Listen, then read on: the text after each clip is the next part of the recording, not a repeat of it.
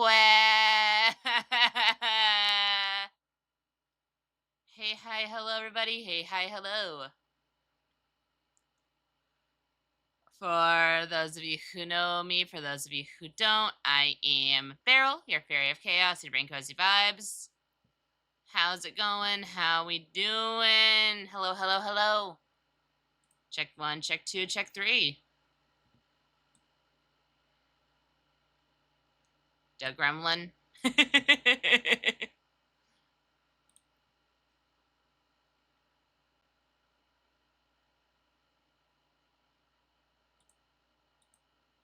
Oh, God. Also, 3, 2, 1. Discord chat is live on my end. They can hear you now. The leader of the wards. I'm not gonna pickpocket the leader. Why not? I'll pickpocket the marquee. But I think Oh my pickpocket God. the leader. I just have that feeling. I don't know. Everyone hates the marquee. Everybody Fuck the hates marquee. I don't hate him. I feel indifferent about him. Don't worry about it. At least for now. Some of us has personal grudges. I Personal don't know him. grudges. Yeah. I wonder who. Don't even know the guy. I wonder who. Let me just fix black. Who Alright. has There a we go. grudge after their marquise? It's what the fuck are you talking about? Nobody. Everybody likes him. Everybody in Everybody chat. loves him. Everybody in chat. Put a 1 in chat if you love the marquee. Yeah, put a 1. Put a 1 in chat. Like their Put it- marquise Put a 1 just for me. I don't know him, Two bro. in chat if His you love house. Rory. Go Rory. Oh my Chat, if God. you love Rory, holy shit. That's true. Anyway, Jesus Christ. Like, Rory almost gave me like a heart attack and I'm almost getting caught so many times. He had the situation under control. Control. Yeah. It's all Interesting. under control, man. Everything Robert is not is gonna become the fine. BBEG. Mhm. We need Crabman to become the BBEG. I don't know. Crabman. I don't know. I still don't know how Karabo became Crabman. Korabo. Crab people. Korabo. Crab people. Korabo. Kurabo Ningen. I'm so upset. He's the one character I was like, I really hope everyone digs this guy. And now I'm like, nope, he's Well, we a do. crab. He's a crab. We do. He's Korabo. All right, Dim is right. Dim is right. Rory almost gave me a heart attack and then he flirted his way out of it. Oh my God. All right, so everybody, welcome back in. My name is Orpheus Hodzi, and I will be your dungeon master for Bijou and Dragons. And I am joined by my lovely co-host, who we will start from left to right on screen. So Ari, if you can give us a little intro. Okay. Hi guys, it's me, Ari, the memory spirit librarian VTuber of the Menagerie. Yay! I have not slept, but it's fine. I don't need brain cells to play my character. Don't worry about it. God. And who is your character? My character is Peregrine Ernestus, Paladin. Don't know what oath yet, cause underleveled is fine. Oh my God. Yo. Let's go. Let's go. Yeah, let's go. Throwing the notebook. Yeah. Oh my God. Yeah. All right, Cass. Hi, everybody. This is Cass Wilder, part-time archaeologist, full-time explorer of the ancient world, also part of Bijou Live's second gem, Ethereum, as the seeker of truth. You never threaten me with a wild time. How's it going, everybody? And I am back at it again. I am a dwarf and I'm digging a hole as Bendek. Oh. Woo! Oh my boy. god. Boy. Boy. Boy. I can't do that. Hold on. Boy. Arr. Boy. Just boy. Totally Say Say it Barrel. with conviction. Boy. Read it, boy. Boy. Read a boy. Whoa, whoa, Jesus. When did this turn Oh into an my ASMR? All right. Oh my god. And now we're going to get an introduction from Kawamori. Hello, everybody. I'm Kawa. I'm the blue cat boy, and I am also the dad of Mytherium and apparently everybody else. So love to Dad! see that. And Orpheus' son. No, I'm not Orpheus' son. I'm What? a Souls streamer, and today I will be playing in the Soul Spirit Rory Ivory, who apparently just dodge rolls his way out of any kind of situation because he just goes it like that. Yeah. Built different. Built different. My character is Rory. He is the sorcerer who doesn't know that he's a sorcerer and just thinks everybody's trash. So yeah. Oh my god. Him still. He's right. He's right, though. He's right. He's great. He's great. He's right. He do be right. And up next, we have Lottie. Lottie to howdy. Hello, everybody. I am Lottie. I am your favorite dragon. I sure as hell hope so. If I'm not, then I'll steal all of your plushies. Actually, it doesn't matter. I will steal them anyway.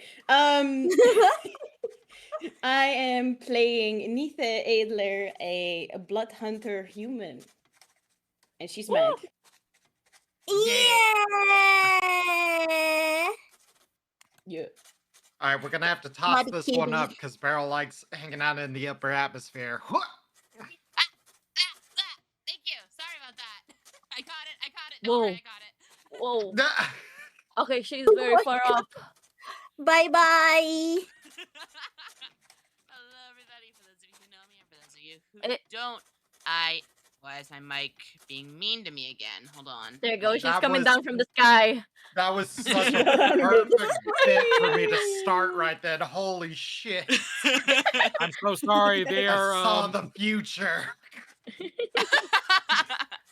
But I am Beryl, Fairy of Chaos, and Bring Cozy Vibes, member of BG Live's first gen, The Menagerie, and I play Aria Bell, the fairy barbarian who can read people like a book, despite having... she has some brain cells, you know. I really thought you were about to be like, despite not being able to read. And I was going to be like, what? Well, I mean, Crazy drop. she can read basic stuff. It's fine. Anyway. Oh my god. Anyway, throwing the intros back down to Orphe. Here, catch. I'm scared. I'm going to kick it over to Beachy. Yeah.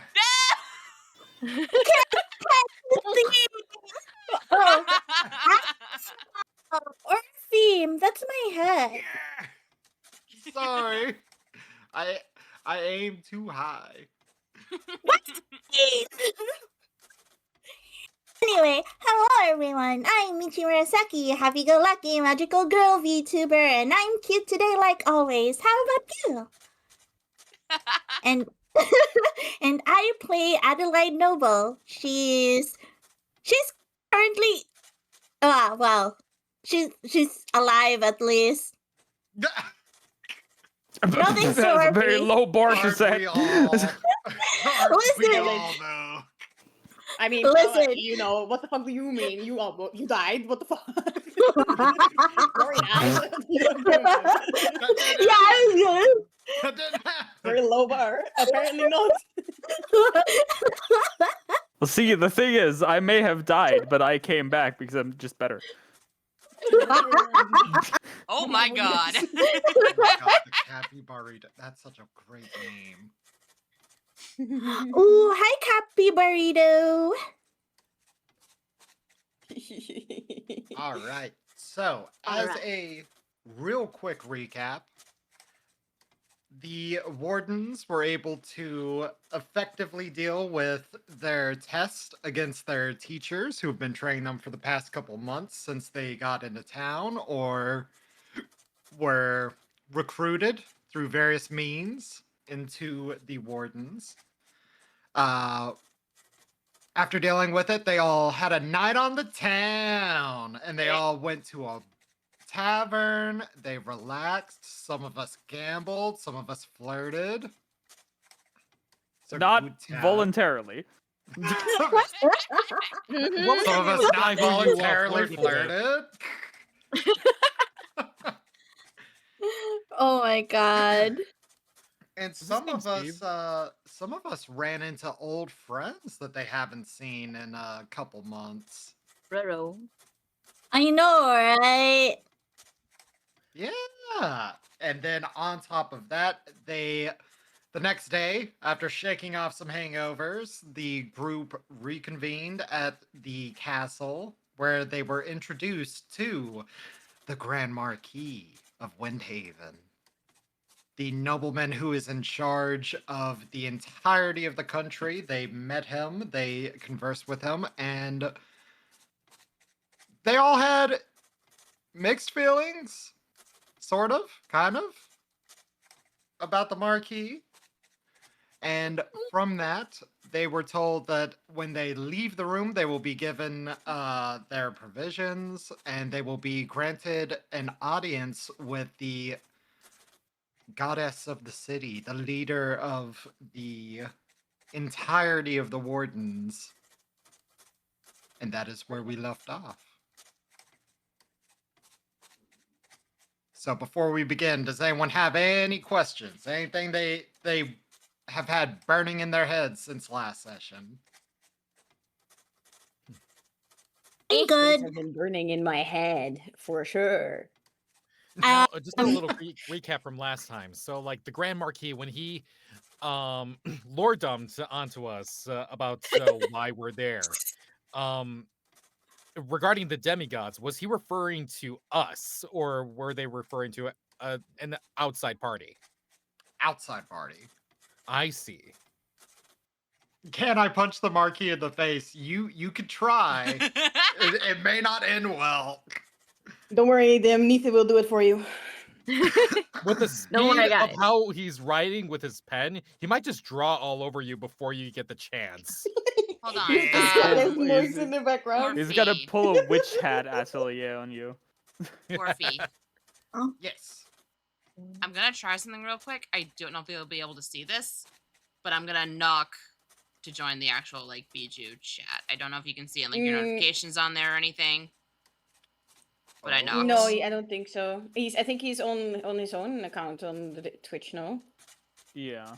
He would get that notification. The Twitch channel would get that notification, and not God Orphe's damn Twitch it. channel. Yeah, It was worth a wish- it was worth a shot. It was worth a Yeah. shot. worth a shot. Yeah, I'll It try was to get the worth it. account soon, guys. Don't worry, I'll Michi, work it's on it. okay. No worries, Okay, Michi. It Michi. happens. You know, I'm Okay. starting to think. Okay.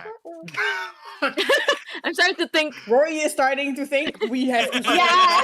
continue the game. I think that's what the line was. All right. Yeah, I was So, curious. as you guys are let out of the door swings open. And as you guys are brought outside, you see there are a number of hired hands who are all holding a number of items for you all. All of them are holding a small bag, and they are holding in their other hand what looks like a small earring. Which, Rory, you see that the person standing in front of you does not have an earring. Is now a bad time to say Arya Bell does Right. not have pierced ears? You if you say that, one of them immediately kind of is like, "Oh God," and then they immediately go into their pocket and they have one that's just like a clip-on. Technology. My God. Technology. Right, the person in front of me Technologia. is not holding an earring. No. Okay. Looking at the earrings in particular. Mhm. I'm just gonna ask now, is there anything like off about them that I could tell? So, give me an Arcana check. An Arcana check. Okay. Sure. Yeah, I can do that. Oh! Weep, weep. Damn. All right. So, What do you mean? Oh my So- God. Aria Bell, you're not too familiar with a lot of the more like book learned arcane, but practical arcane you are well versed in, and you can tell by looking at it. It is a blue sapphire that has a copper wire coiled around it with what looks like some etchings. It's hard to tell what the etchings are, but the earrings themselves are magically attuned. You imagine that once you put it on, maybe after a little bit of time, you'll know what it does. It doesn't. I'm just gonna say what I'm looking for now. It doesn't appear to be harmful to the party in any way, correct? No, it does not.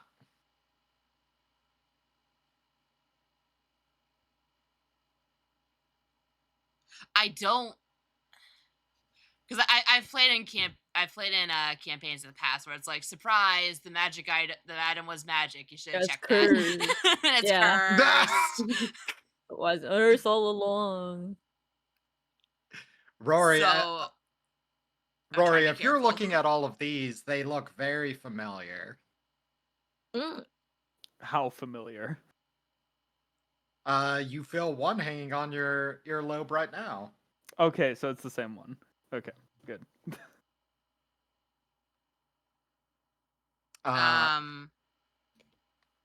Looking the- at the people, the person standing in front of me.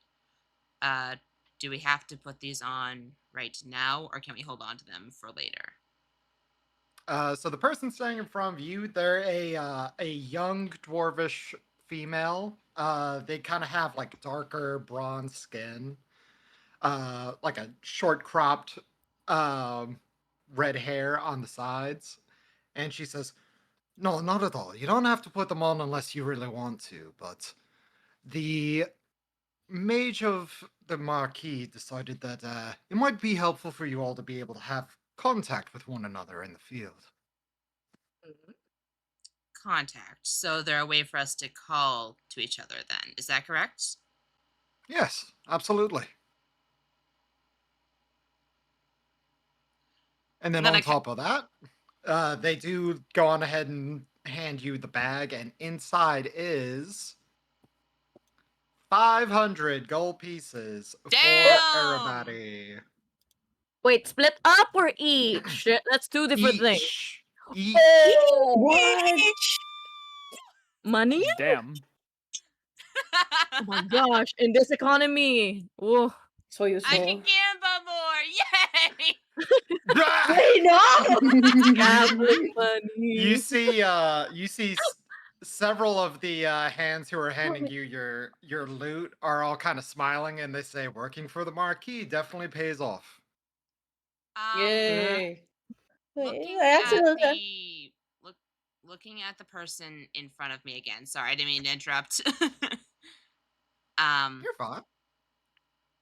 Do I see any deceptive tactics? Like, are they being truthful with their words? Are they trying to like be like, yo, we really want these people to work for us and we'll do it by any means?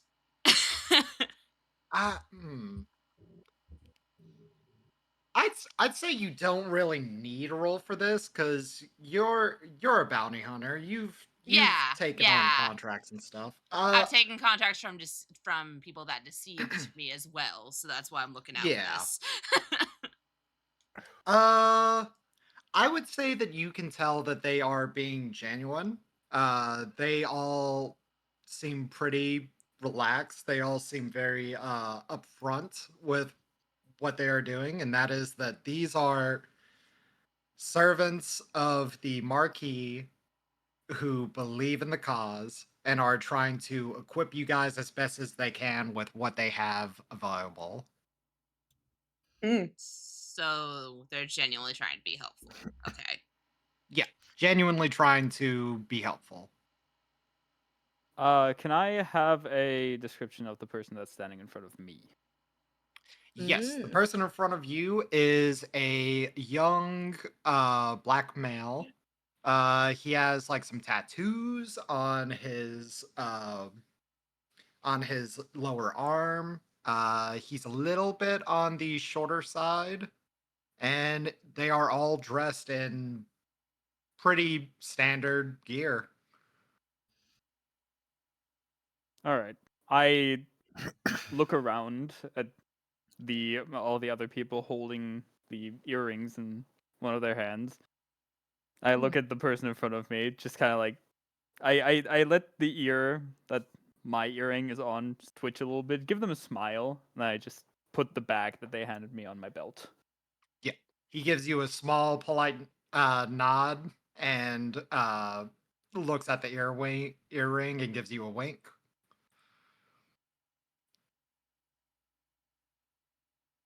Wait, does everybody get a earring and a loot, or like? Yep, everybody gets 500 gold pieces and a earring, which will allow you guys to communicate if you point at each other and just whisper what you want to say, and it will go directly to that person. Can I appraise the earrings that they're giving us, like especially the one that they gave me, or You those said close by? You said appraise? Yeah, praise. Like or is there any way how I can like using my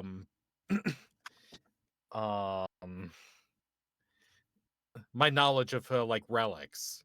I mean, is this like an everyday thing, or is this like something I've never seen before? Or does everybody use them? See. You do have. Okay, so okay, give me a Arcana check with advantage. Arcana check with advantage.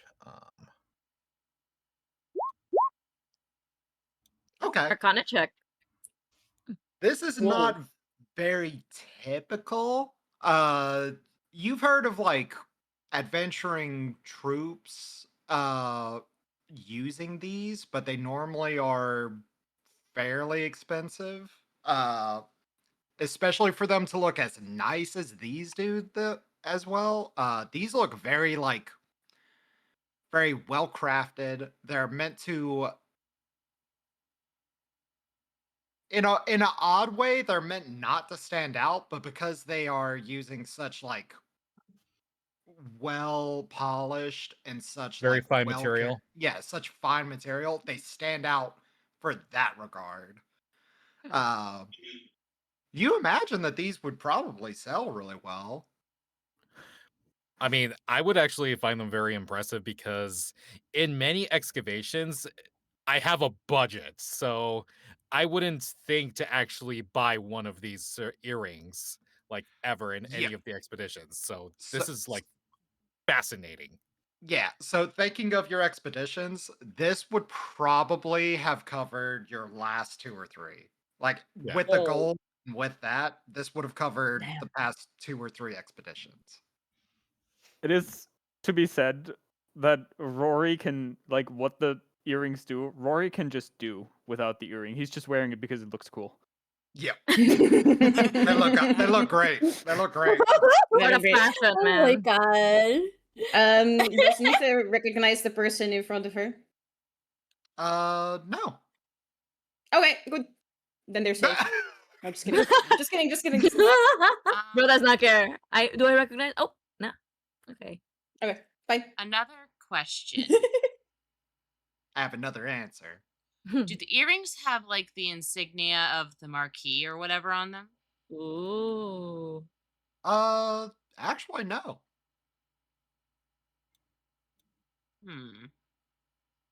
So they weren't custom made for. They just kind of. I mean, they were handmade, but like not. You know what I'm trying to say? Like they They're weren't not made. mean, for, Yeah, tied to they the did marquee, say exactly. yeah, they did say that the Marquis mage Yes. fashion film. but the marquee works for somebody else, guys. Oh. Right? Oh. Wait, no, we Interesting. knew this. We're going through the. Wait, we're going to. We're going to be- What are we talking about? Yeah. No, I'm in character. Like, oh, really? Okay. No, wait. Yeah. Oh. I So, thought that was my opinion. So, no, you first. I'm just gonna kind of look at everyone and just kind of hold on to the earring pointedly. Like I want to hear out what the other person has to say before I make any decisions. Lisa just puts it in her hair. Here, holy shit! Hairpin. Sorry. She just puts it in her ear, or wherever it's supposed to go. Earring. Yeah. She beads it into her hair like it's one of those like What the fuck? old school What the fuck things is where this? you like put beads in. I mean, it On would her- on probably still her- work. Yeah. All right. So, as you guys grab your funds, grab your new fashion statement, the elderly dwarf who led you to the marquee is standing by patiently, and as he sees that you all have kind of convened and gathered all of your things, he motions for you all to follow. Ooh, excuse me, I'm so sorry. And you are led down a series of hallways and begin a long, arduous climb up a spiral stairway, leading to a large, ornate set of double doors. Silver and gold line the door frame, and as it is open, the smell of wildflowers assault your nostrils as the fine silks and linen flow in the open space of an intricately adorned bedroom. I've just been flying the whole time, so I didn't actually climb any of the stairs. I've just been like, okay, yeah, no, we're not doing this. You see this elderly dwarf when he gets to the top, he takes out like a handkerchief and pats his eyebrow, and he looks at you and he just like. Listen, I'm saving my strength for any fights that might happen. That's assuming that we are gonna do fights. Do you think we're gonna do fights? Arya Bell is always ready for fights to happen. Not with I this thought she person, was- I think. I thought she was gonna say that Arya Bell's always ready to fight. No, That's what she said. I'm always ready to throw down at the drop of a hat. Okay. Thing is, Arya Bell would rather capture her targets peacefully. But if it comes down to throwing hands, she wins. Nice. Whether it be on the field, in a cave, or in a battle, it's always hammer time. Yeah. Alright, stop. Hammer time.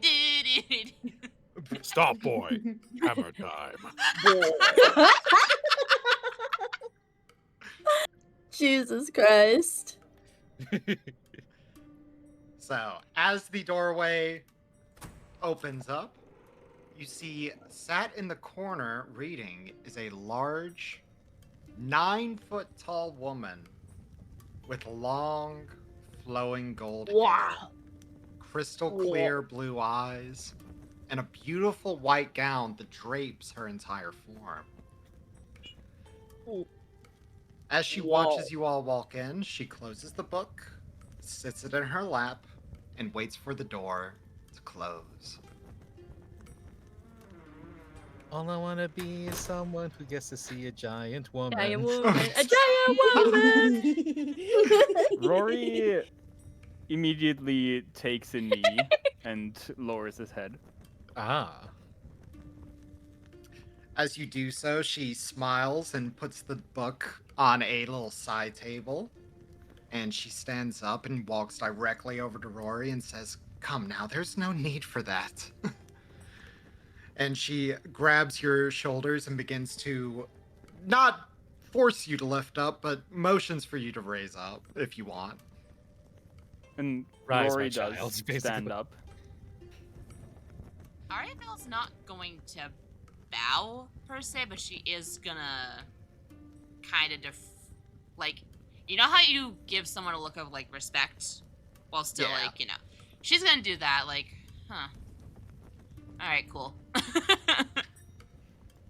can She see Bendek just giving her like a slight nod and bowing his head just a tiny little bit, just to show respect. She locks eyes with you and does the same. And as she takes a step back, she crosses her arms in front of her, hands clasped at her hips, and she says, "It's nice to finally have the chance to meet all of you in person. I know it hasn't been an easy few months for you all, so please allow me to say this." And she gives a small curtsy and lowers her head before you all. "Thank you all for becoming wardens. I know some of you didn't agree to this, with everything fully laid out before you, and for that," and she looks up and straightens up, "I apologize. I wish it didn't have to be this way." She kind of looks off to the side before continuing. "My name is Ingrid. And I think I should tell you all ahead of time that I am a demigoddess." Oh. Yeah, I would be familiar with like the gods and demigoddesses of this world so far, correct? For the most part? So besides your one encounter with the Lord of the Overgrowth, this is the first time you're hearing about demigods. Apart from the Marquis low drop. Yes. Nita's face just keeps looking more and more disgusted. Whoa. You know the Barbie meme? Yeah. Barbie? No, I I'm just need it's art a of little that. little bit more serious. I need art of that. She continues to speak. She says, "My mother is the goddess Nyrie, queen of the gods, and the goddess of fate." How do you write that? Narie. Oh, I just have that. I'll just search it in the D&D monthly campaign thing. Yeah, Got it's in there. It's It's in pinned. there. Oh, okay. It's in there. Yeah, Yay. How I much think is I pinned it. gathered from my travels? How much is my accumulated knowledge of like the goddess that she speaks of? Can I roll for that? Or Yeah, give me a religion check. Inie? What? Narie. Narie. Ah, Nary. Ah. Gotcha. So with a 20, how much do you want to... Okay, so this is a question. How much do you want to know about the base goddess, and how much do you want to hear about like the overall idea of the gods? the base goddess meaning like Like, how much do you want to know of the pantheon versus this goddess specifically? perhaps this goddess and how she her relation with all the other the gods of the pantheon, perhaps. Okay. So, with that being the case, Nyrie, she is considered the goddess of fate. She is the sole daughter of Inanni, the goddess of wisdom and knowledge and politics and secrets. And she is the wife to Lubor, the thirdborn of the gods, who Sorry, you're inherited. gonna have to repeat that one more time. No, I you're Yeah. should write it down. Just let me know if I'm going too fast. So she is Alright. the daughter of Inanni, Daughter. who is the goddess of knowledge, politics, and secrets. And Nadia is also the wife to Lubor, who is the thirdborn of the gods.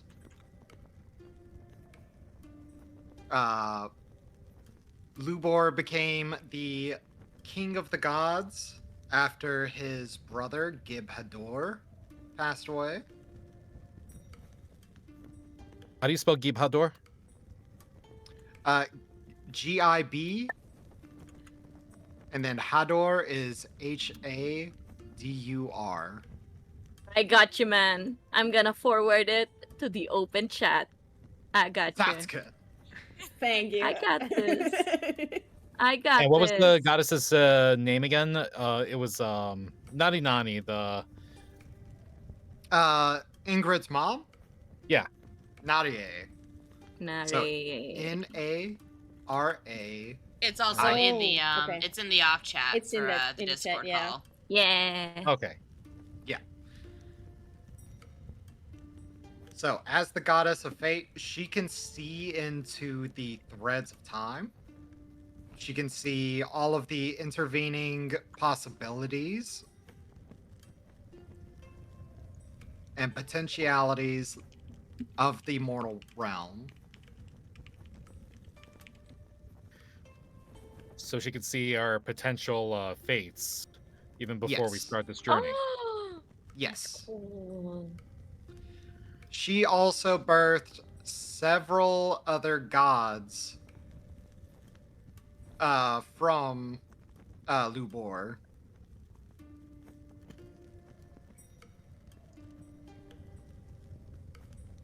So there's a bunch of them. I'm not going to read all of them because they're not quite as important right now.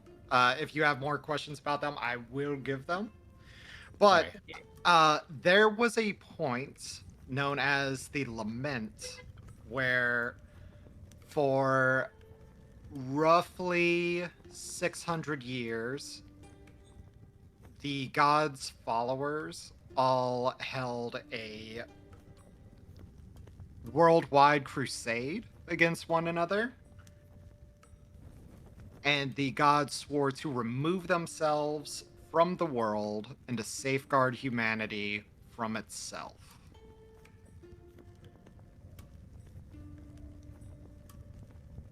And ever since then, there have been clerics who swear divine revelations. There have been clerics that uphold that they are prophets for certain gods, and all the stuff that kind of happens today, and throughout history. Ah, soka. Mm. But the Those. idea Oh, of sorry. demigods happening. No, you're fine. The idea of demigods is something that there were rumors that it would happen,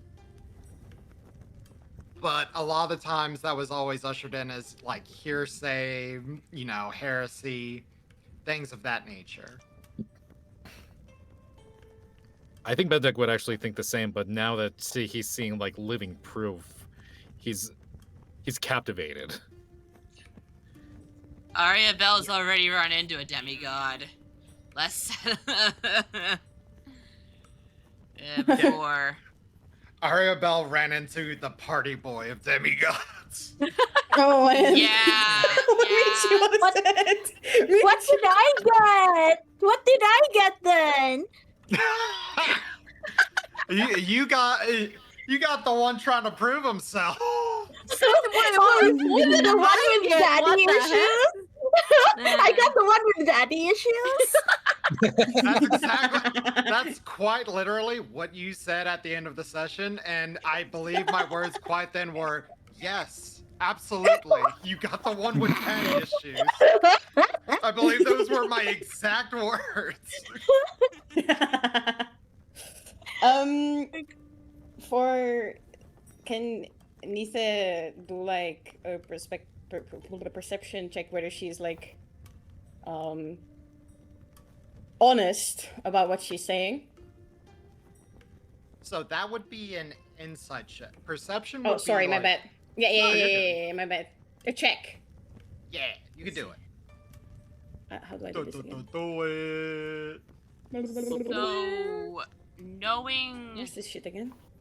that Oh, there. Ingrid is a demigod, Never mind. would she be able to tell if I faced off against another demigod at any point? Because I That kept is that something- information hidden.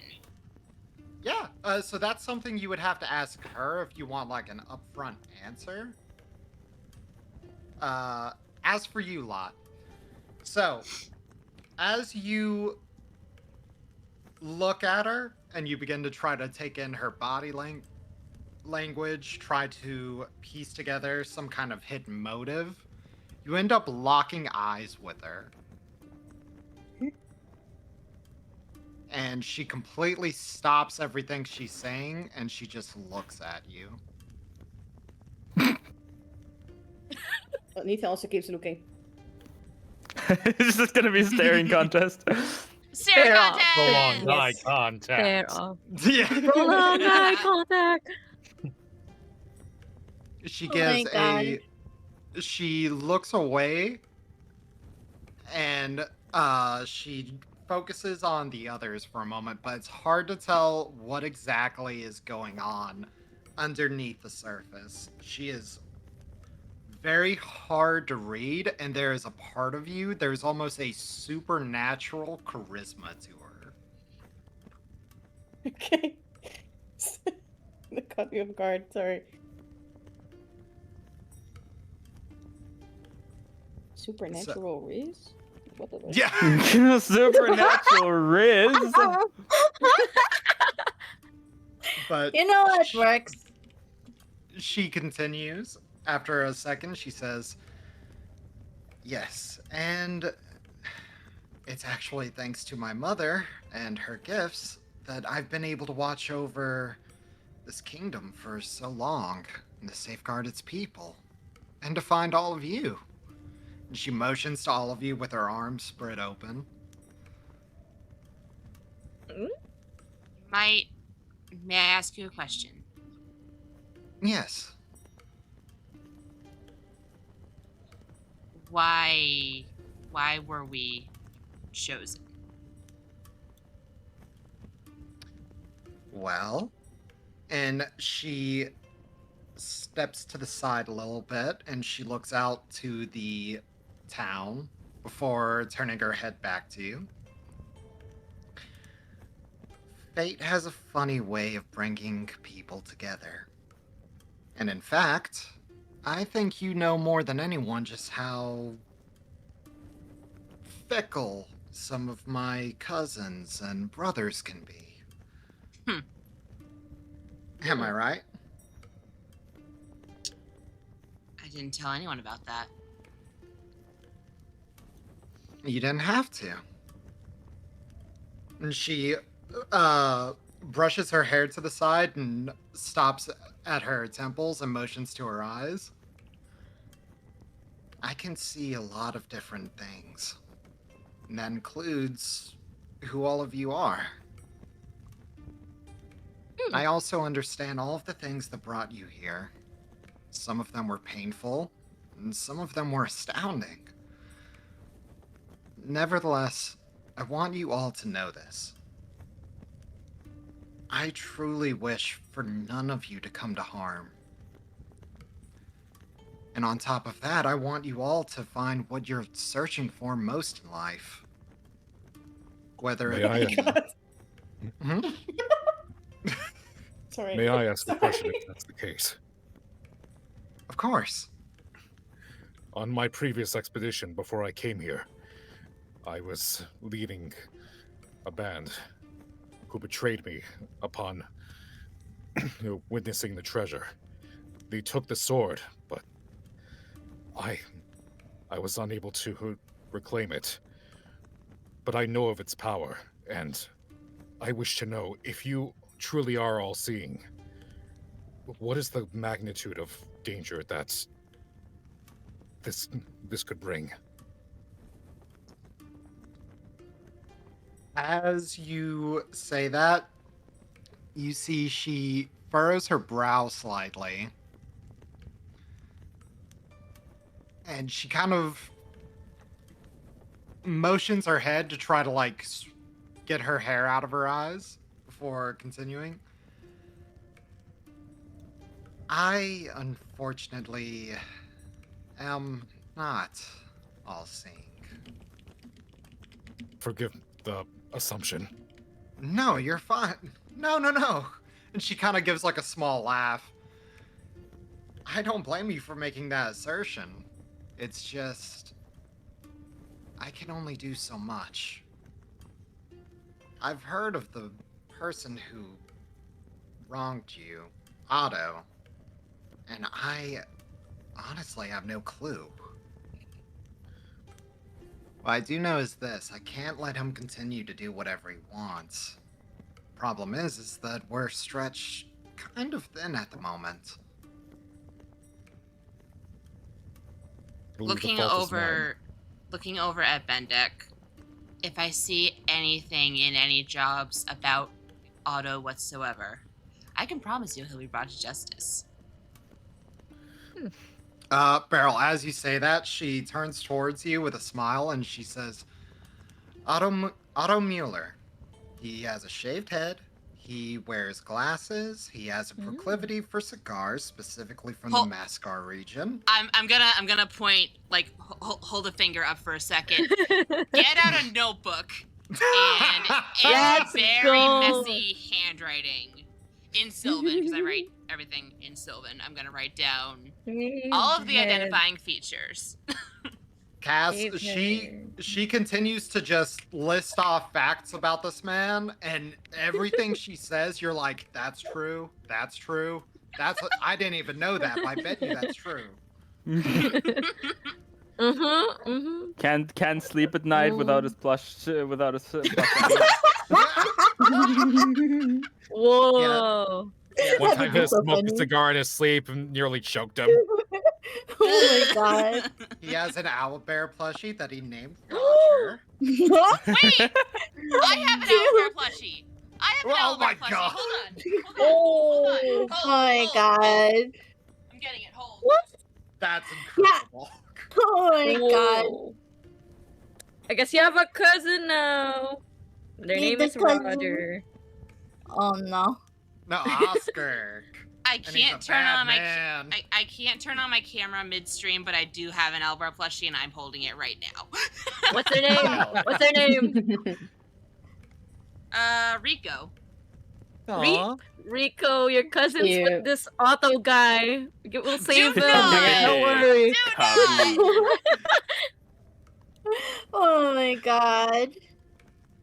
So, as soon as she's done, she kind of quirks her head and she says, "Would that be enough for you, Arabelle?" Listen. Hmm? Why should I trust you? Your brother took everything away from me. She looks sad for a moment and she says, "To be honest with you, he wasn't my brother. But he is part of the family, and that's what I want to put a stop to. He's part of the problem, and I want to make sure that he can't hurt anyone. I can't promise to give you back the things that you've lost." And she kind of looks around across to everyone and she says, "All of you. But what I can promise is that I will bring you what you seek most in life. Whether it be justice vengeance. A place to call home. At the mention of a Are you place sure to about call that? home, you notice Ariabelle's ears perk up slightly. Oh, Nita just straight up out loud says, "Sure. Are you sure about that?" Nithe, as you say that, she looks at you very mournfully and nods her head just once strongly, and she says, I'll give you a home. I promise. Nita rolls her eyes and looks away. Rory, at that point, looks up and says something to her, to the demigod woman, in a language that I don't think anybody here speaks.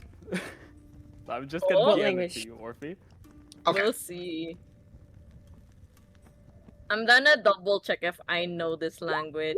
I know Oh, 5 languages. Well, Ah, well, I didn't know that would happen. well, But so when I clicked it. he says that in primordial, which I don't okay, think I anybody don't know speaks. that. Yeah, No. Wait, yeah. hold on. No. Let me see my Nah. languages too. Everyone's checking the languages. I don't remember It's like- which languages I put.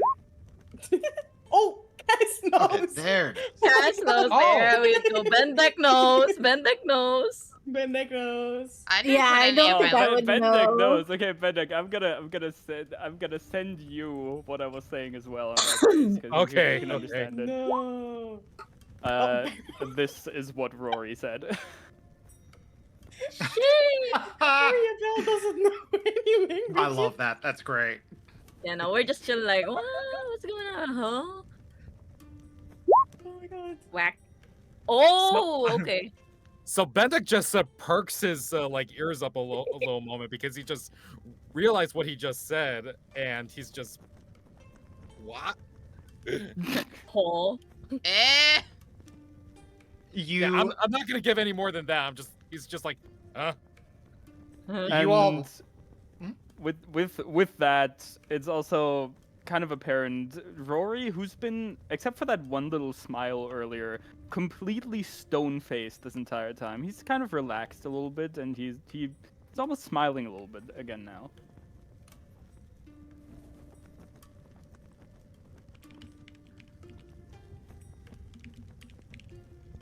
I don't like this. Nita is starting to like Rory less and less. Man. Rory, what are you doing?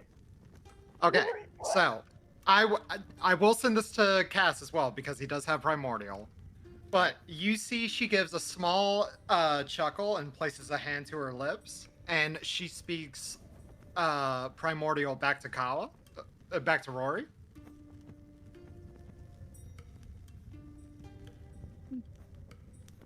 Oh, that's the wrong Cass. Cassie was about to be like, "What the fuck does that What the mean?" fuck? Oh, no. That would be a very weird thing to just receive without context.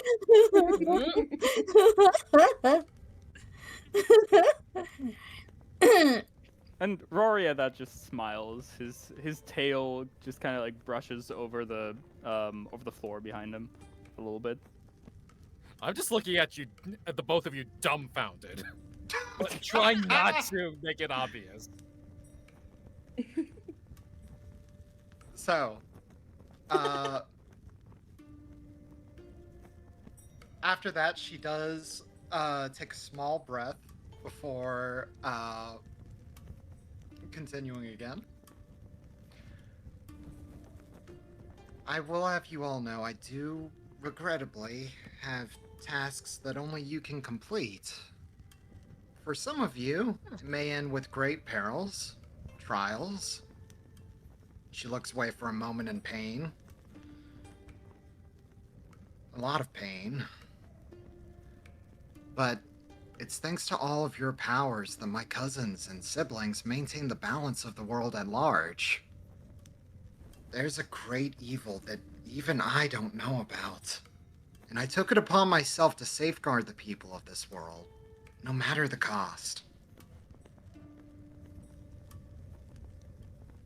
So if there's anything that you're seeking in this world, I'll help you achieve it. All I ask is that you work with me.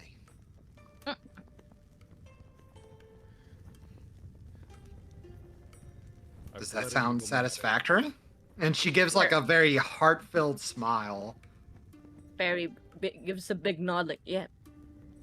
I also have a It is question, like- big lady. Oh, Let it go, man, to horrors possibly unimaginable. If this is what I can do to atone for it, I will do anything. I'll be happy to have you, Bendek. And Perry, I didn't mishear you. Is there any questions I can answer?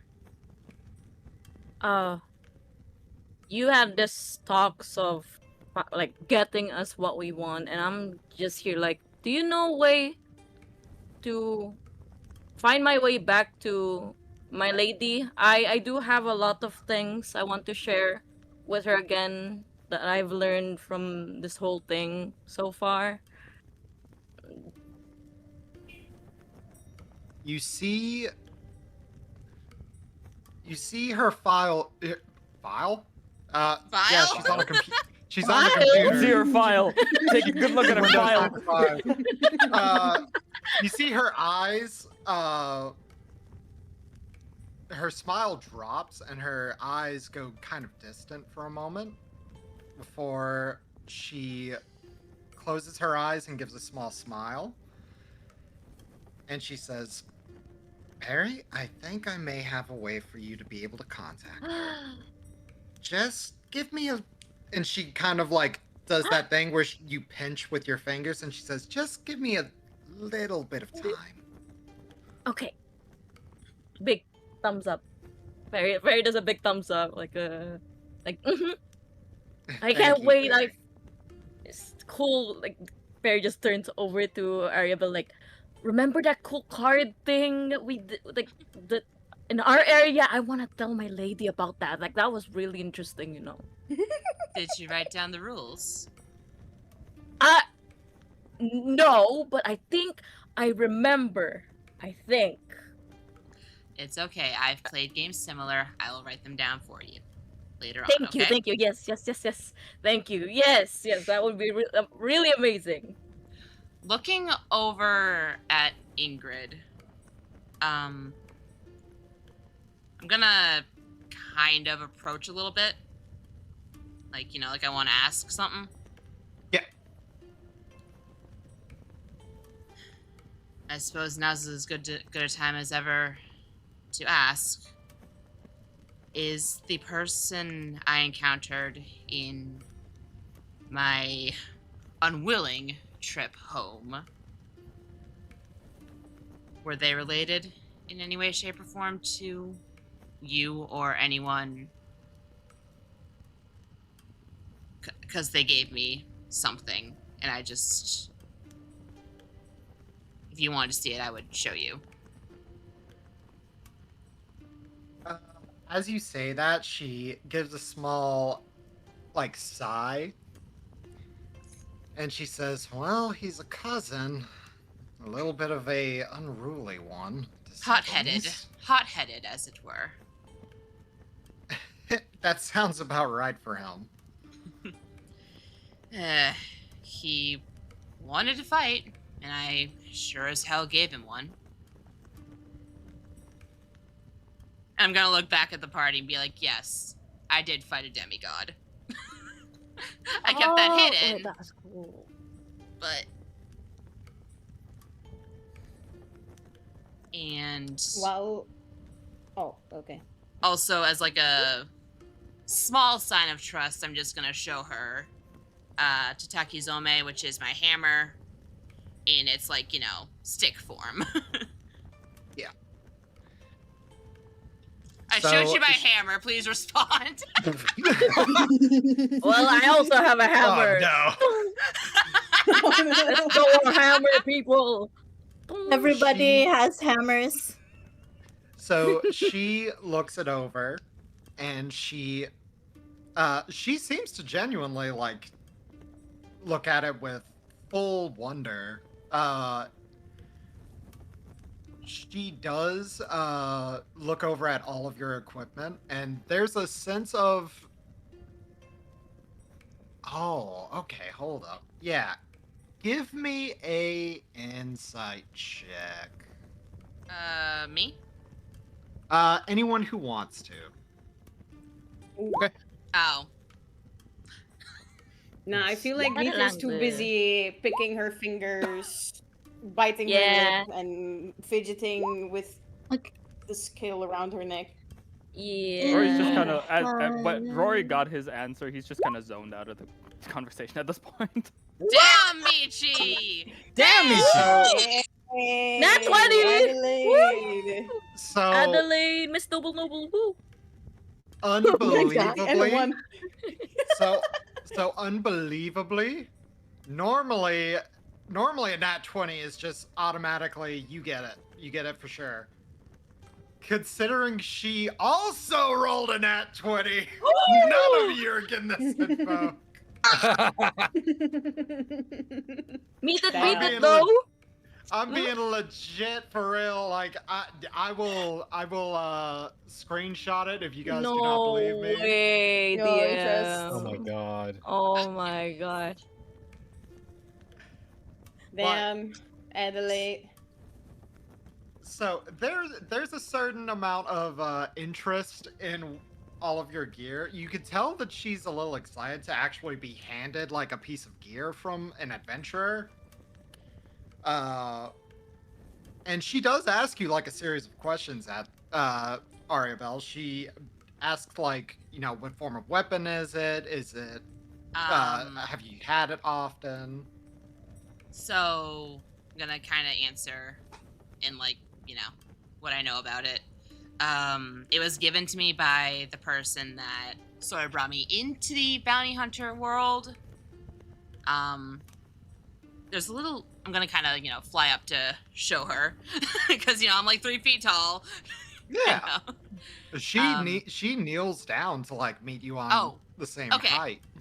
So if you flick this little lever here, it will activate and go into full hammer form. It is a bit of like a recoil, so you're gonna want to hold on to it if you want to. So as you teach her this, as she pops it out, you do see that there's a small gasp of like surprise.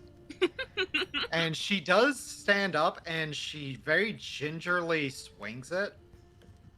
But it's with no there's no like resistance. There's no You've seen people who wield a weapon for the first time and they feel very like they have those shakes, they have those like inefficiencies with a weapon.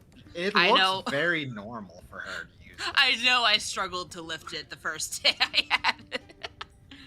Yeah, and she is one-handed, just swinging it around. So And she... I did have a small question for you, though. Oh, yes, of course. And she slots it back in. No. The inscriptions on the handle, I can't read what those say. It's in a language I don't know. I was wondering if you knew what they said. Well, if you want to leave it with me for a while, I can definitely look it over. Just make sure I can get it back before we go out on like our first big mission. That's all I ask. Of course. I'll hold on to it until it's time to give it back to you. Which, ironically, I do have something I want you all to look into here before too long.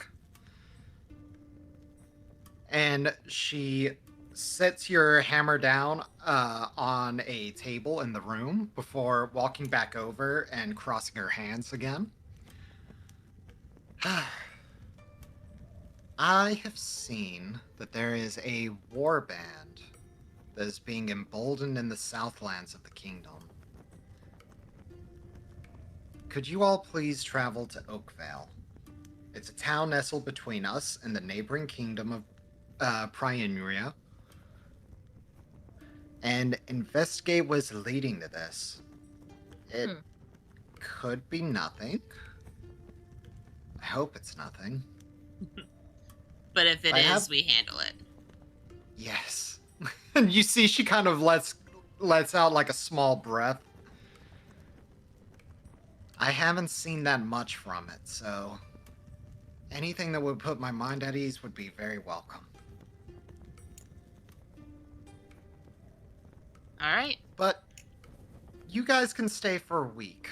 It's not going to reach any problematic stages for a while, so please go have fun. Spend your time doing what you want to do.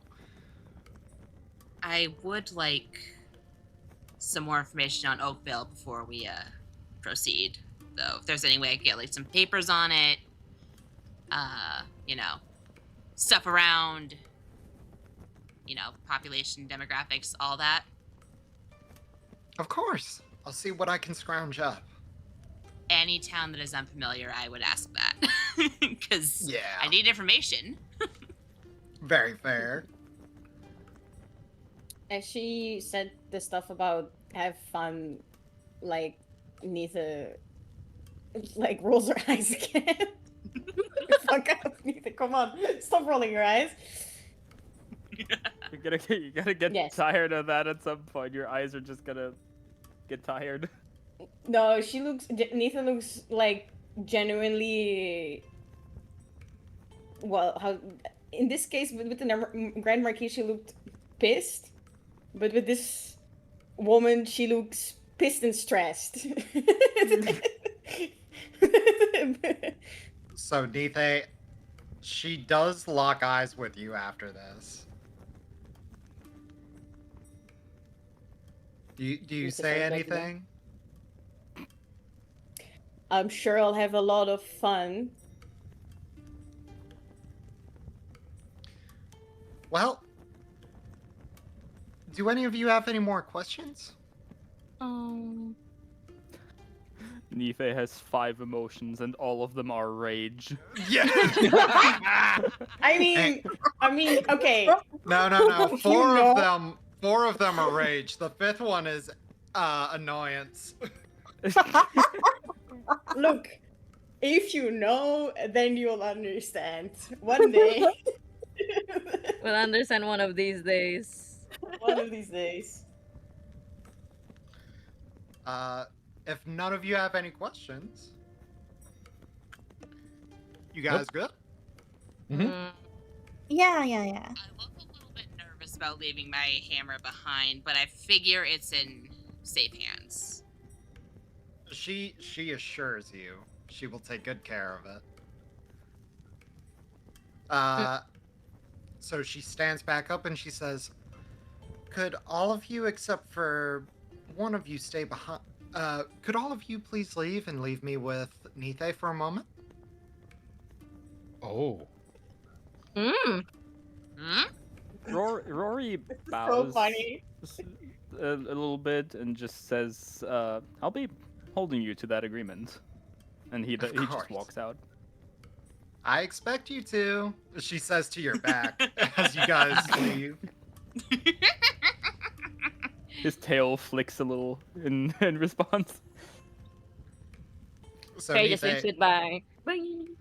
as the doors open and close, as your companions leave, you see Ingrid give a small chuckle, and she says, "They're all quite something, aren't they? Especially Rory. He really is a kind-hearted man." Nita just looks straight into her eyes. Doesn't say anything. Rory in I'm- the hallway sneezes.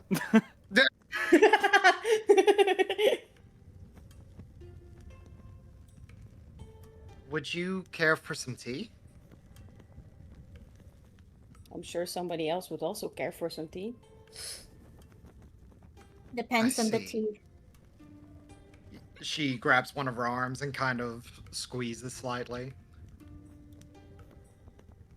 "I want you to know I know about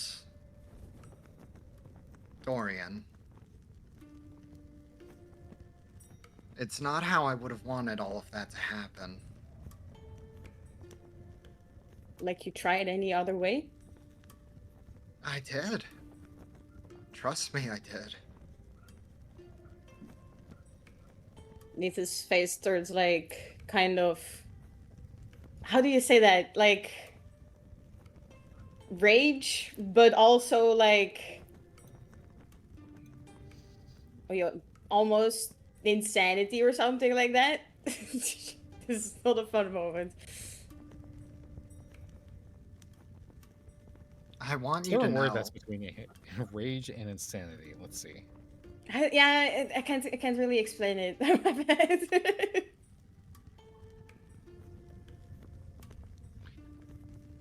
I want you to know. I never wanted to put you in harm's way. And I All you understand. care about is me. What about him? She looks away for a moment.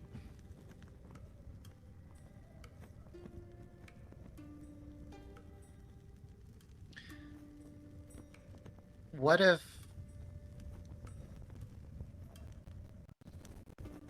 if I promised you that I'll get him better treatment for the time being, and hopefully one day? And she kind of steps around. She goes out. She steps out onto a balcony for a moment, and she picks a flower and comes back. And one day,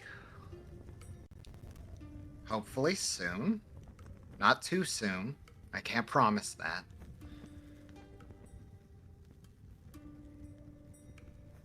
but I'll let him live. I'll let him go. I'll let him find his life. How am I supposed to trust you when you say might? Because I need to know that he's willing to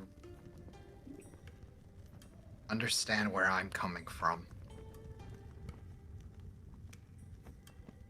Then tell us. Tell me. Why am I here? Because he took something from me. And I needed it back. What?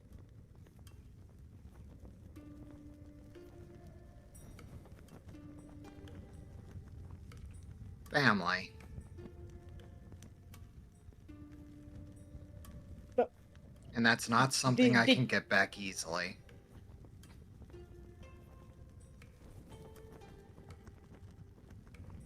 we never met somebody. It was just me and Dorian. Well, I promise that I will just make sure he gets better treatment. Starting right now, I'm going to go talk to the Marquis. Or, well, she looks to the door. I'll make sure the Marquis comes to me. I'm not allowed to leave. But as for Dorian, starting tonight, you will find him in a much better place than he is currently. Nita still looks like pissed, and but also has a tears building up and nods. I am sorry. I'll And see she about goes that. she goes to hand you the flower. Nita takes it. What kind of flower is it? It is. Give me a moment.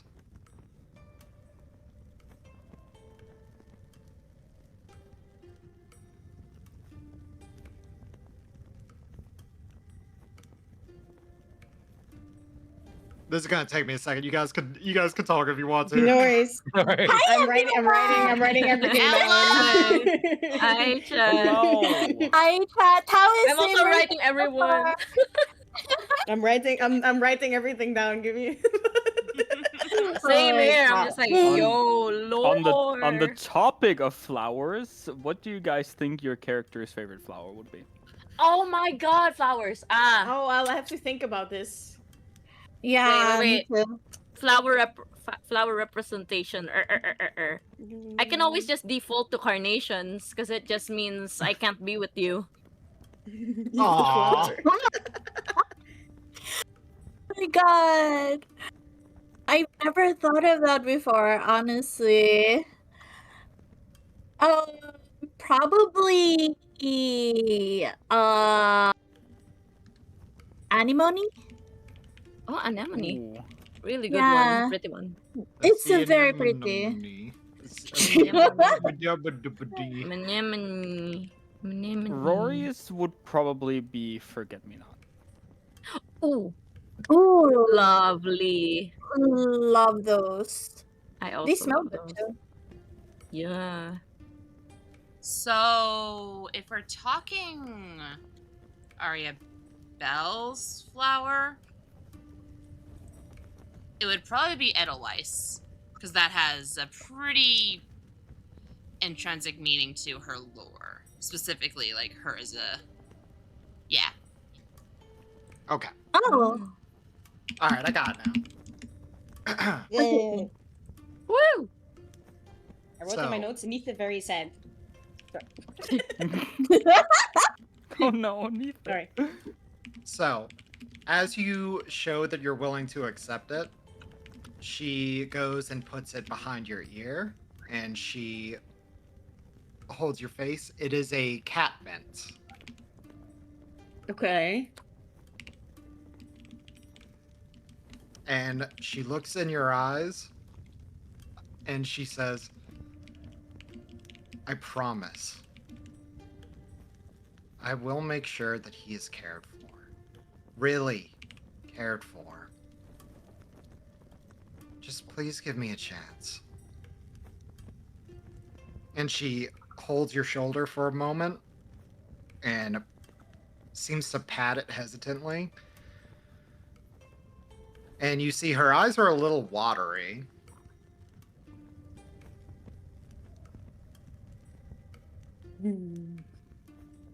Nita's as well. But more because of all the emotions she's experiencing at the same time. So she has wide eyes with little tears in them, or like watery. So, as she sees your eyes are as well a little watery, you see she fans her face and she says, "Oh, okay, all right, enough emotional talk, yeah? This'll be a secret between us. Go have fun with your friends, okay?" Nita turns around and leaves. As the door opens up, you see that she says, excuse me. And she grabs the gnomish man who was walking with you guys earlier. And you can see, you hear as you're going down the stairwell, she says, can I please talk to Lionel for a moment? And you are all led out from the castle, and you have free time, roughly a week's worth of free time to do with what you wish. I'm. Yay!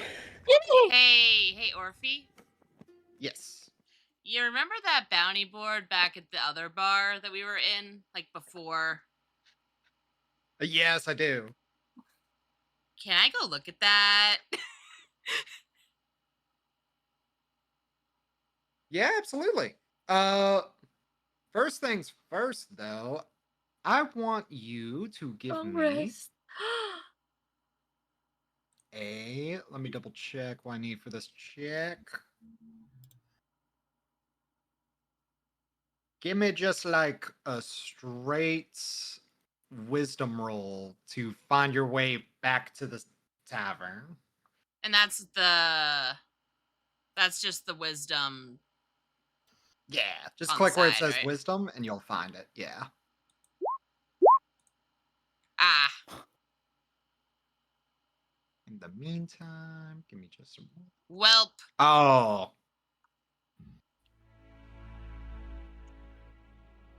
I wasn't right. paying attention. You step outside. You take a deep sniff and you go, where the fuck am I? And you're like right outside the castle. Guys? Guys? Where are we? Perception check? Do I remember the way back to the tavern? Rory, you have lived here all your life. So absolutely, you know exactly how to get there. Okay. Rory's just like, all right, drinks, and he pats the bag full of gold on his waist. Just like, This time, Nitha. Wait, we went straight outside, right? Yep. Okay. Nitha will. Do we have our own quarters? Something like that. Nita, you have been staying in a barracks that is Yeah. on the castle grounds. Do we have our? We're all in the same barracks, I assume, right? Rory lives in town. Okay. All of the others, they do live in Wow, barracks. Rory. I do have a very nice place as well, I might add. That is true. Bam! Wow. Okay. Whoa. But in the barracks, do I have some? Do we have like a? I don't know what the fuck barracks look like. I'm a fucking dumbass. Okay, please. Like someone My to keep your personal stuff? belongings. Yeah. My personal belongings. Nitha will go there and put the flower down in your Aww. personal belongings, and join everybody in the tavern afterwards. Everybody who's going to the tavern. Okay. All right. Give me just one moment. I did not see us going back to the tavern, so I gotta quickly. What? Really, Orphe, really, you didn't expect us to I- immediately go and get hammered. No, I'm not going to get hammered. I'm going to see if there's any Nitha shops needs some- available. I Nitha want to needs shop some for alcohol. stuff. Well, are we I'm wanting not- to? Are we wanting to spend time there, or are we just going there to hang out? I want to look around town, familiarize myself a little bit with everything, Same. Okay. and also, like, if there's any odd jobs that I can take up in the bounty hunting department, I'm gonna pick those up along the way. Is all I'm trying to do. Gotcha. Okay. All right. So I do not have the map currently prepared. I'm so sorry. But so going to the tavern, Nitha, you look at the bounty board. There are 3 bounties currently posted. Nitha's looking at the bounty board. Oh, me. Fuck! Arvel! You look at the bounty board. Whoops. And there are 3 bounties currently posted. Everyone else, do you guys decide to go inside? No, I want to explore town. Okay. All right. Nitha goes with Rory though into the tavern. Yeah. Okay, so Rory and Nitha are going to the bar. Yes. We're splitting the party. Oh no. Yeah. We're splitting the Don't worry, party. don't worry. Nothing bad Woo. ever happens when the party splits up. Yeah, of Everything course. Oh, bad yeah, of Correct. course. Yeah, of Correct. course. No, no, no. Don't That is worry correct. about it. Right. Yeah, so nothing bad ever happens. There's no Something's need to gonna ever... happen, right? No, why? And nothing's gonna happen. Why would you ever think that? There's no reason to ever panic. Yeah, true. So panic hard is what I'm hearing?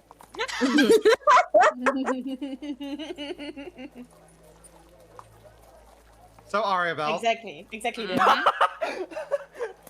So Ariabel. See the No, I'm fucking joking. giant dragon appear. Alright, so. Ariabel, looking at the bounty board, there are a number of things that pop up. There's 3 main bounties. There are a couple of odd-end jobs there as well. The first bounty is for indecent exposure. The second bounty is for... Why are you laughing? That's a big deal. That's really bad. There I is... Sometimes you could hate get it when I hanged. get people streaking into town. They're always unruly about it. Yeah. Uh, There's also one for a there's one for a minor thievery charge, petty thievery. That's what it's called. And then there's one.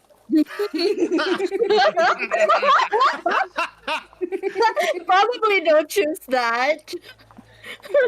And then there is also one for what looks like human trafficking. Oh. Oh, Whoa. Oh. Whoa. I'm gonna take a Damn. closer look at the third one. You don't want to check out the indecent exposure? I feel like that's pretty bad. That's pretty serious. Rory would. It's serious, but the third one is a little worse. The streaker, the public authorities can handle. Yeah, fair enough. Okay, so let me find my notes on this guy. His name is...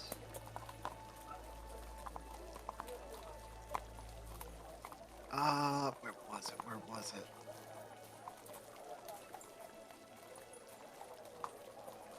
Here we go. All right. His name is Mark Smith. He is a half-orc. On his bounty sheet, there is a noticeable scar on the right side of his face, and his left tusk is like broken off or cracked.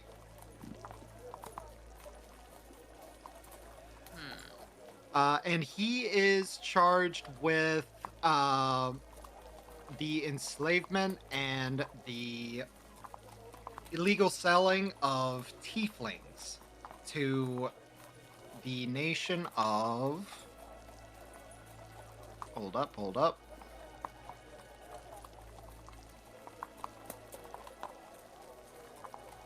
And Luna.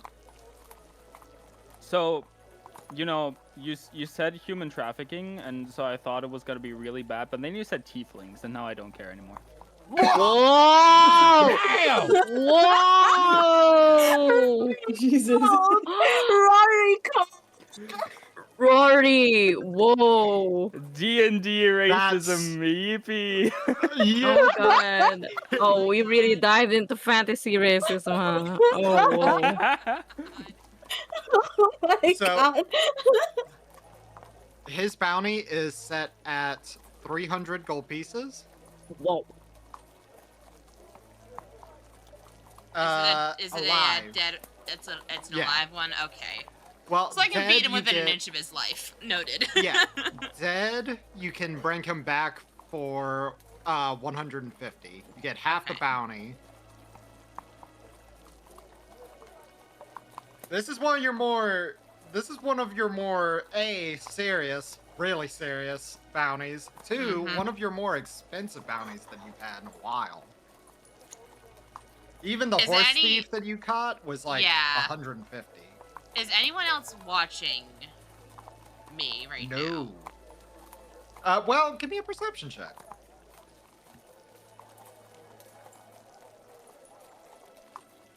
Perception. Where is my perception? Okay. 13? Okay, with the 13,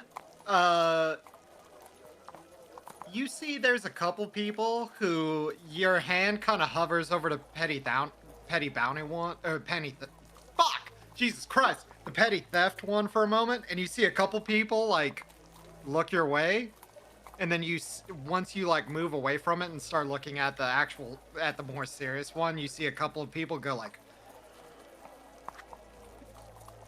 wipe their brow.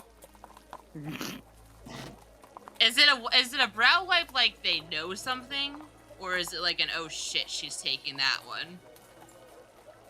Okay, so you guys are in the Drunken Wagon. That is in Yes. the tavern that is in the Wooden Ring. That is like the lower class section of town. Ooh.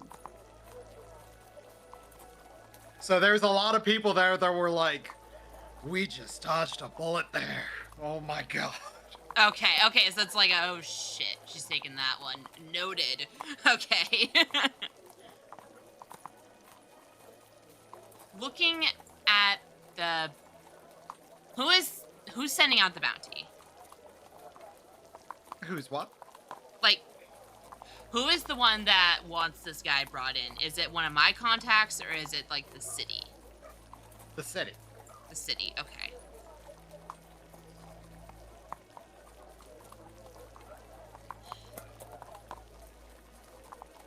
I'm gonna take the paper.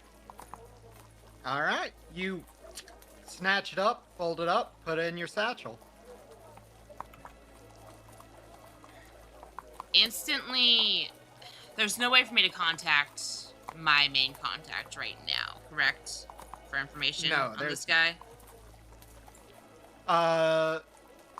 Do you want to say that you sent him a letter before the campaign started? Yeah, I sent him a letter and, you know. Okay. In that case, you probably want to check the post to see if you got anything back. I'm gonna instantly, you know, fly over, keeping a tighter hand on my satchel than I normally would, because again, this is a bounty. Yeah. People steal bounties. You know, I want to make sure I have proof that I am the one that brought this guy in. Yeah. All right, we're going to take a short break from you, Beryl, as we jump over to Perry. Hello. So, Perry, you are exploring the town. The main question I have for you is, what side of town are you exploring? Are you exploring the Wooden Ring, which is like the lower end slum section of the city? Are you exploring the Stone Ring, which is kind of the middle class, where you'll find like a lot of shops? Or are you exploring the Core Ring, where a lot of the noble ladies reside? I'm gonna roll a 1d3. Because Perry is going randomly. He is just with no mind at all where he's going. I respect Just it. looks around. It'd be hilarious if Perry somehow stumbled on the shit I'm doing and just like go like, wait, what are you doing? Yeah. Okay, 1 is the wood ring, 2 is the stone ring, and 3 is the last ring. I am going where Barrel's going. God damn So it. you're hanging out in the slums. So, Perry, Perry's give about me to get a shanked. So Perry, give me a D100 roll. Oh, 20. A 20. 20. Okay, give me a second. Oh, shoot. It's an actual table. Oh. Are Perry and I side questing? Is that what's going on? Oh, yes. God damn it. Side quest time. Oh, this one's actually a wholesome one. Okay. Yippee! So, Perry, you're walking through the slums of Windhaven. You're noticing a lot of different things, a lot of sides of humanity that you haven't seen in a while. Whoa. You see people dusting out rugs on clotheslines. You're seeing people who are pouring out pots into the road.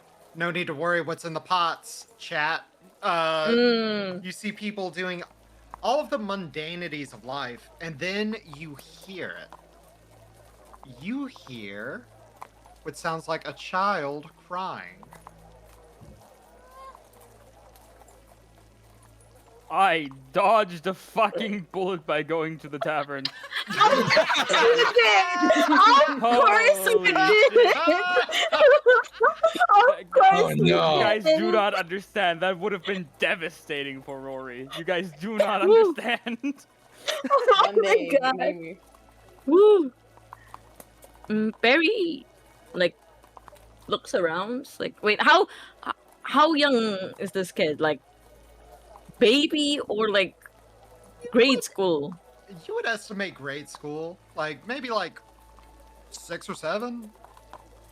Wow, Is that on purpose? Is it that on purpose? No, we know. But God damn it.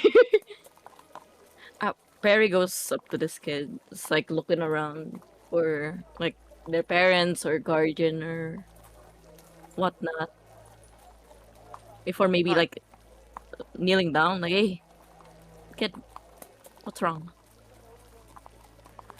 You see that he is trying his best to like wipe his tears. He's covered in dirt and grime, and he's like just doing his best. He's like, my cat, it's stuck in the tree, and I can't get him down. And you look up Where's and the you cat? see, so you look up and you see this little black, white, and orange kitten that's stuck about 15 feet up, and you just hear, Oh, and also you look up ahead, like you look further up, and you see what looks like falcons circling overhead. oh, Oh shit. Oh no. oh no, indeed.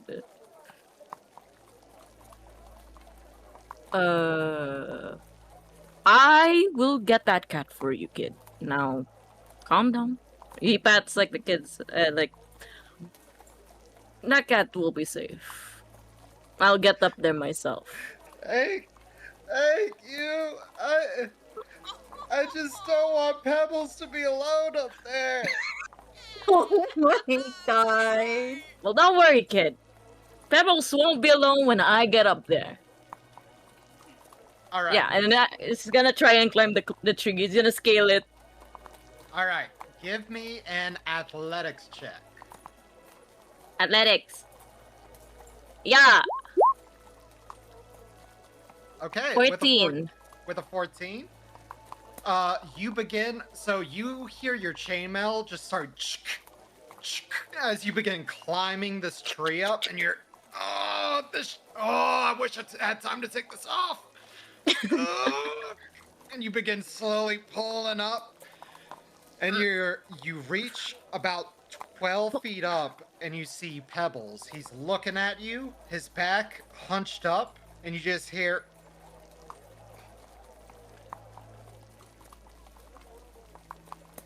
You can tell he's getting a little. He's beginning to feel a little threatened by you. What would you like to do? I just do like I think my lady told me about this, and I should do like the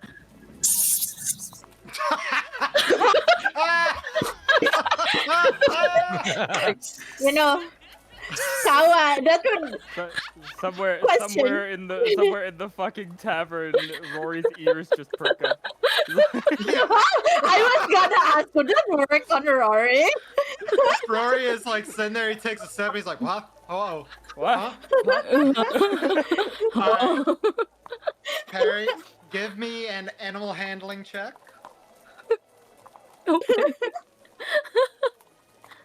flat roll.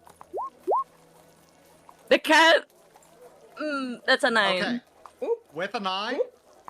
So the kitten, it takes a couple steps back and it swipes at you with its paw.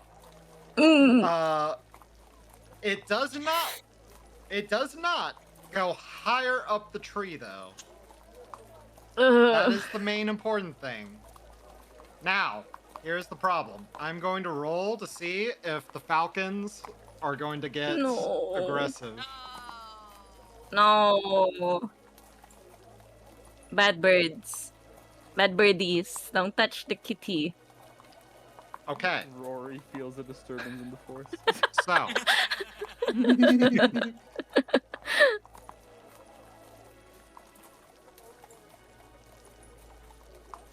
Concern noises. Oh. you see one falcon, you hear overhead, and you see one swoop down into the tree and is looking at you. You see a second one, while you're looking at that first one, tries to swoop down and grab the kitten, and it grabs its tail, but doesn't have enough grip on the cat, and so it goes flying off into the sky. What do you want to Wait. do, Perry? I have command. You do have command. I have command. I can look Does at that this work on cat. animals? You speak to a creature. It says creature. The wording it has says. to understand a language, I believe. Yeah, I think it has Does to it? understand. No. I mean, it's a cat. Let me- It can understand. Let me read. Can let it me understand read up on common? Command. Yeah, it needs to understand. Yeah, because I mean, with it's- like it's with the cat- speak with animals probably, but If the cat knows its name, it understands common in my book.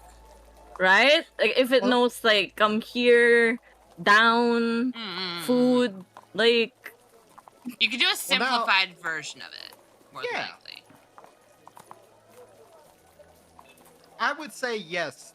The kitten does understand common. I'm using a spell slot. Barry's gonna use a spell slot. Oh! Just have a cat. Yeah. It's like Ah! they just spell slot well expended. Honestly. Oh my freaking god. Barry just goes like and then just cast command just like down. Like points down the tree, like down. Okay. So, it is a kitten. Normally you have to make a, I believe normally you have to make a, wisdom saving throw, yeah. This Yeah. is quite literally a child in every sense of the word. You have a child who is there, you have a child in the form of a cat. It's just gonna fail this save, no matter what. It hops towards you, and it grabs onto the trunk of the tree and begins trying to climb down. And it's like right in front of you. By the time the spell like stops. And then it looks over at you and it jumps into your arms and like goes into your like underneath your armor slightly to like where your collarbone is. No. Oh, I fucking love cats. Or you could do like Rio said and just underwave the tree. We could do that. I think the cat is like, yep, that's fitted in my armor now. He just leans back into his armor, just like feeling the cat in front of him just goes down. Barry just goes down, it's like Alright, so There- you slide down. yep, slide down. And the kid looks at you, and you see that his nose is running, his face is all smiles, his cheeks have little trails where the dirt has been disturbed by his crying. And he goes, Pebbles! Pebbles! There's a pebble in my armor. As he takes the cat off like from inside his armor, like, "Oh, here you go, kid." The kid grabs him from you and just gives it a huge hug. Just says, oh my gosh, I was so worried! Pebbles! And the cat is just like purring in his arms. And the kid looks at you and he says, "Thank you so much, Mr. Knight, sir."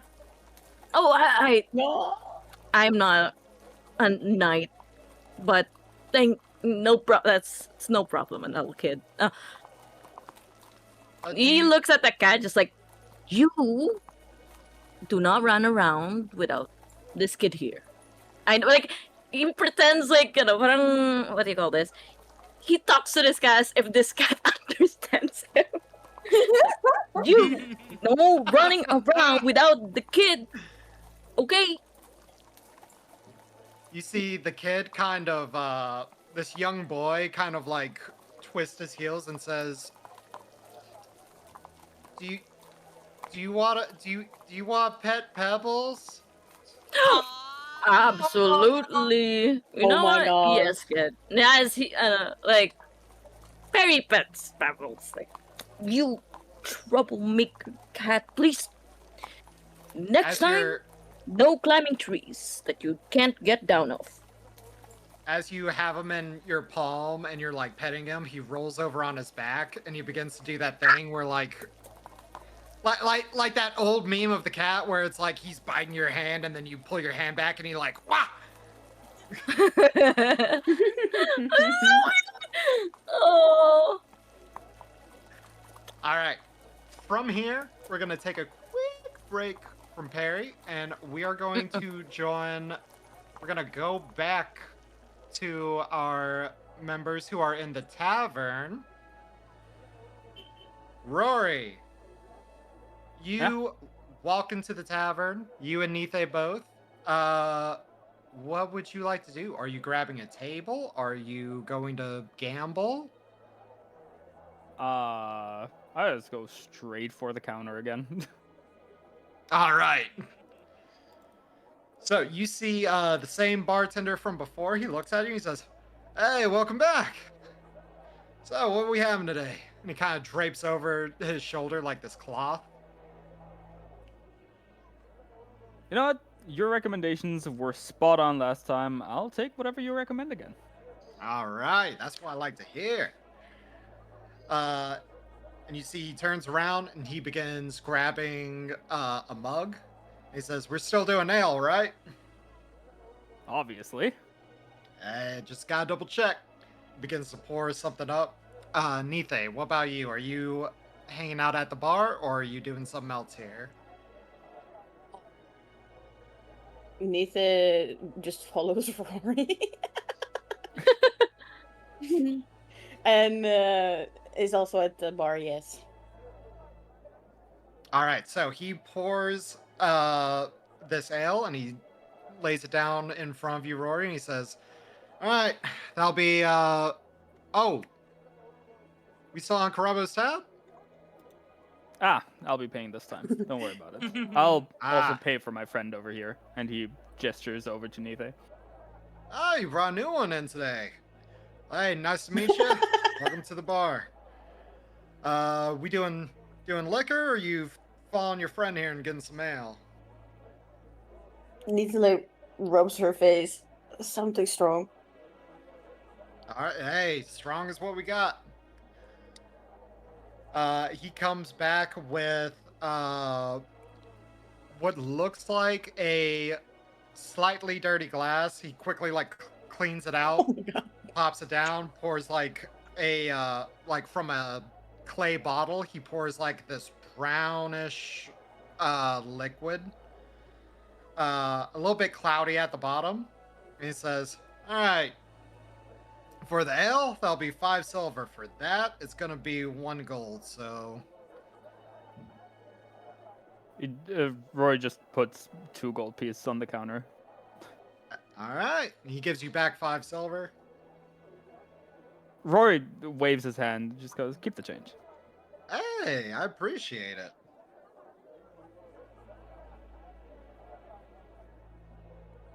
So at this time of day, the bar is not exactly popping. It's not exactly popping off, but it is pretty busy. A lot of people come here for like their lunch in between shifts, Are we looking for a mark? I guess is my question, Rory. I was actually looking to focus on role playing with Nithe a little bit, so Oh, no okay. marks right now. Heck yeah. I think Nithe On would- that note, though, I would like to ask: did Rory notice Nithe's like growing distrust, I guess, towards him this entire time? Nithe, would you say that you have made it obvious? I mean, I've made it obvious that Nithe doesn't like Ingrid. So, Okay. she has stolen some glances towards that moment that Rory had with Ingrid. Okay. In that case, we're gonna do an insight and a deception roll, respectively. All right. Okay. Ooh, that's a. Ooh, Ooh. that's a sorry, nat give me a one. second. Oof. Okay. Don't worry, Ooh. she has a -1 on deception. I don't think. Holy yeah, shit! Oh my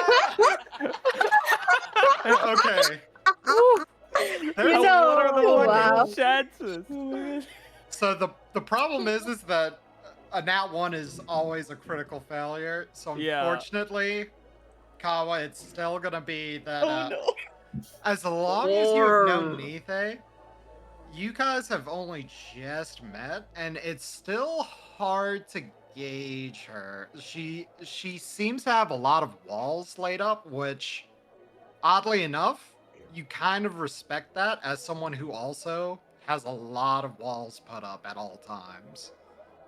Right. So it's hard to tell. You would say, if nothing else, you two have more of a birds of a feather regard in that respect. But Mm-hmm. Nithe slides the one gold that Rory used for her drink over to Rory. One Roy gold from her side. looks at the gold piece for a second. You can kind of also see his facial expression almost. It doesn't darken. It goes to a neutral expression for a second as he's like processing something. Then he, in one fell swoop, his smile returns. He leans back in his chair and he pushes the gold piece back over. He's like, "No, don't worry about it. It's my treat." Nithe slides it back. I don't want to be indebted to anyone. Nobody has debts with me, and if they did, well, let's just say I don't chase.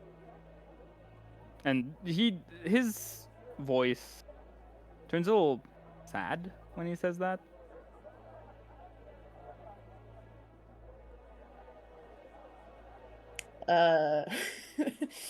Nithe gives up and takes the gold.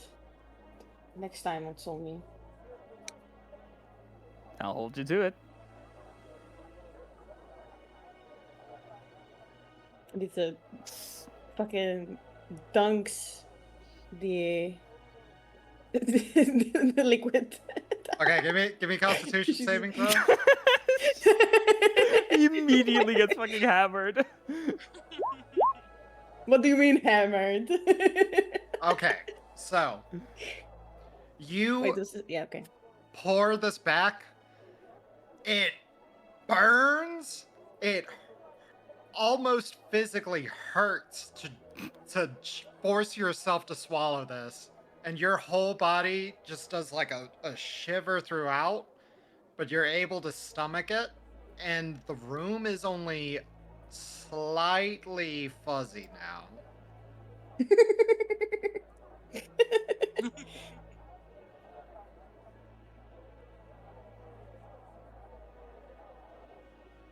At that, like, seeing that Nitha just absolutely slams that very ominous looking drink. Or he just kind of looks for a second, just go like, All right. Damn. Someone's needed a Damn. drink.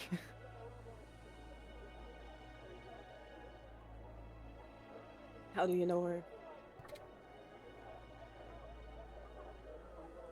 I beg your pardon. He just takes a casual sip from his ale. How do you know Ingrid?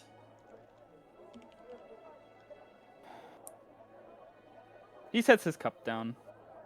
He doesn't say anything for a few seconds as he kind of considers before he leans an elbow on the counter and just looks over at Nithe. There's still a smile on his face. He says, well, same as all of you, I suppose. Happenstance. I can get into the nitty-gritty details if you like, but let's just say I wasn't exactly my choice to get to know her. Neither was it mine. Yeah, kind of figured as much.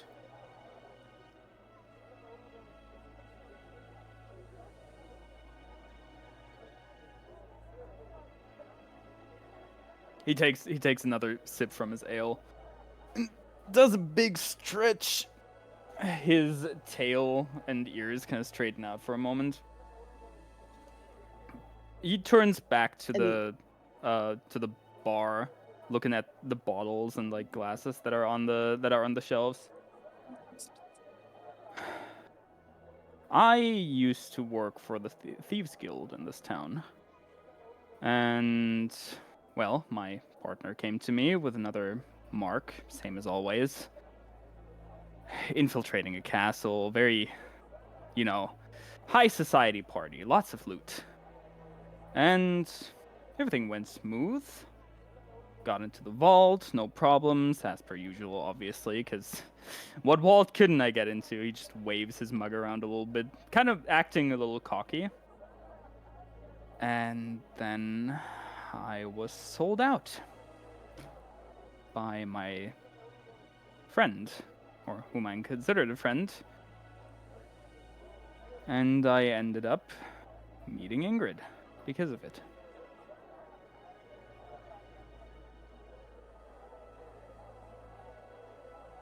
That's quite a story. Thieves Guild. Things happen. Double cross. You know the deal.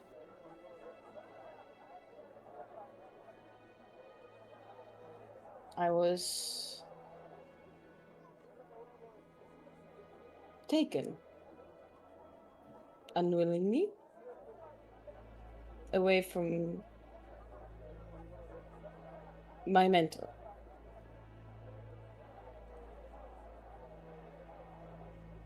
They keep him locked up. And she sighs like really deeply. Just to keep me here. And I don't know why.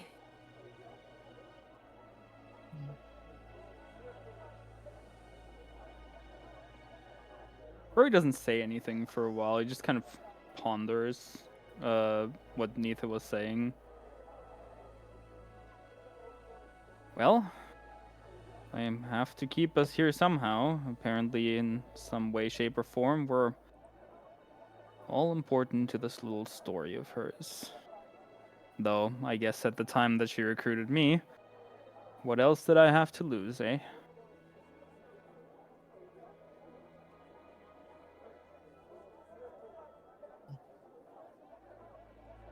You said like leans into the bar, like head in her hands, just like rubbing her eyes and tired, exhausted, and sad and half tipsy. Everything is passing.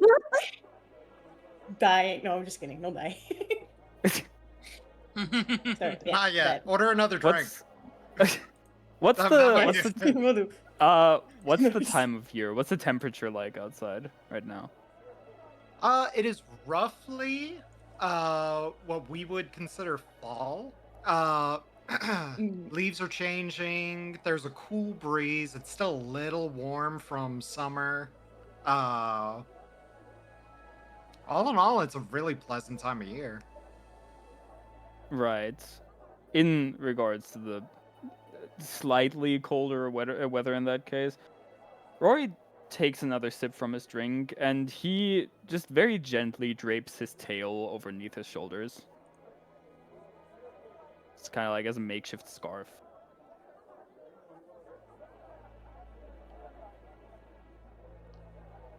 Nisa doesn't really react, but she is less tense.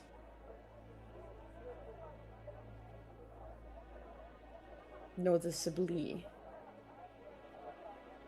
Also, she's fidgeting a lot with a necklace around her neck. Like a lot. Seems important to you, if you're grasping it that much. Can Rory see what it is? Or are you keeping it? No, she has it like entirely in her hand. Like it's covered entirely. I mean, maybe he saw it before, but if he wants to I do would it, imagine I would imagine he would just remember. I would imagine he just sees her fidgeting with something. Doesn't Yeah. really matter Yeah. what it is to I him. just wanted to know. Yes. Just something from an important person.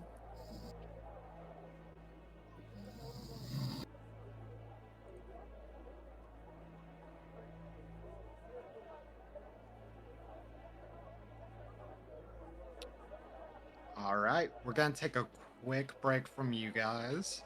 We're gonna jump over to Bendek. All right, so What we I'm- doing? I'm thinking about hitting up one of the shops if possible. Okay, so you're going to stay in the Stone Ring. So to locate a shop, give me a wisdom check. All right. Let's see. Wisdom. Wait, that's a saving throw. Ignore that. Ignore that. Wisdom. Okay, with an 11, it takes you a little bit of time, but you're able to find pretty much like the little market area. Let me quickly.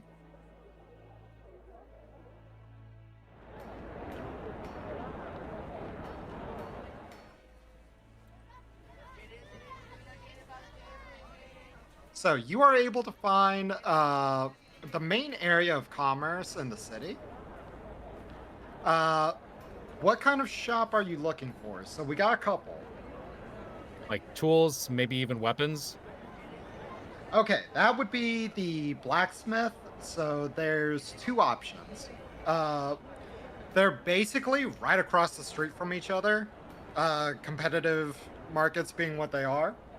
We have the flint and steel and the mithril chain. Flint and steel and mithril chain. I'll go with the flint and steel. All right, so as you walk in to the open forge area,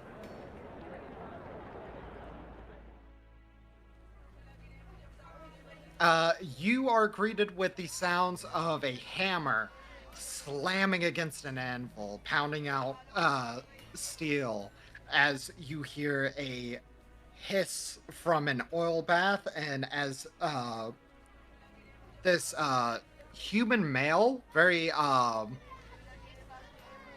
not exactly dark skinned, they're very light skinned, but of a darker hue. He turns around and sees you and he says, just a minute.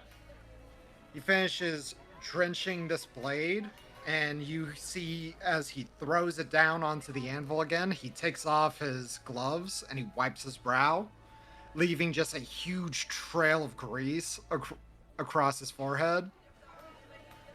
Hey, how's it going? Welcome to the Flint and Steel. How can I help? All right, before I hit, let's see. Hmm. I was wondering if I could scrounge around your inventory. Hey, go ahead. Just check out the wall, and I'll be over there if you have any questions. All right? Very well. Can I perceive what he has in his inventory on the wall? Yeah. So he has pretty much a basic standard array of weaponry. Give me 1 second. Oh no, I brought my pen.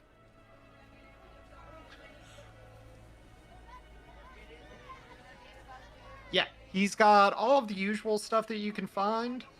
He's got greatsword, rapier, morning star, all that stuff. Are you looking for anything special?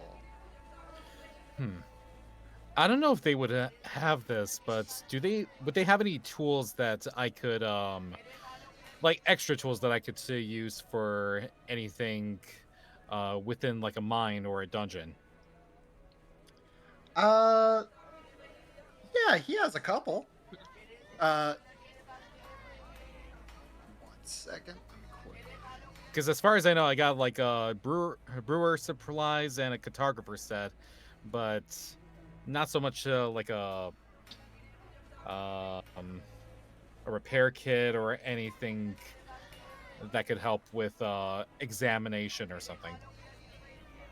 Yeah, as far as like repairs and stuff like that, it's commonly considered that you have that kind of stuff like as part of your adventuring kit. So like sharpening your swords and things like that, you don't have to worry about. If you're looking for like artisan tools, you have an alchemist toolkit, I think. Am I right? Hold on. I have tool proficiency with brewer's supplies. Let's see, channel diversity, channel divinity, knowledge of the ages, dwarven resilience, dungeon delver. Okay. Oh no, I'm thinking of a different character. Yeah, so he has what looks like another set of smith's tools.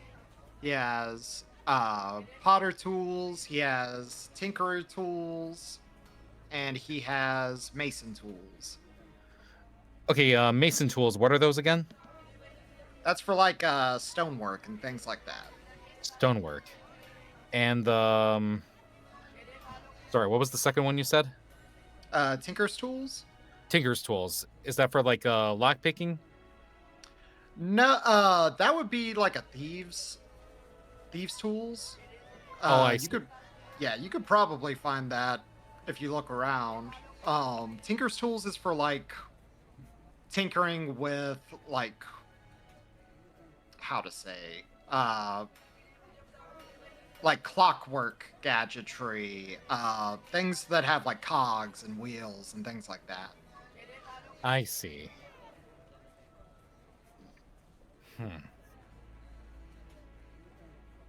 He also has armor if you want to buy some armor.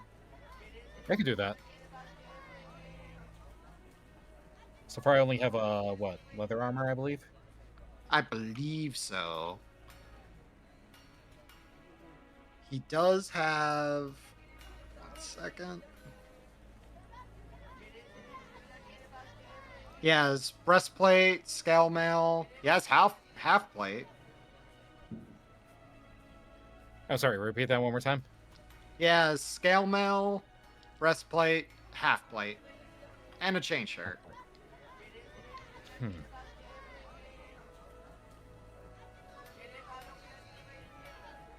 My good man, may I ask her for a personal recommendation on one of your plates? If you're looking to stay a little bit quiet but well protected, can't go wrong with a breastplate. If you want more bang for your buck, say probably half plate. I'll go with the breast one. All right. 1 second. Let me get the price for that real quick.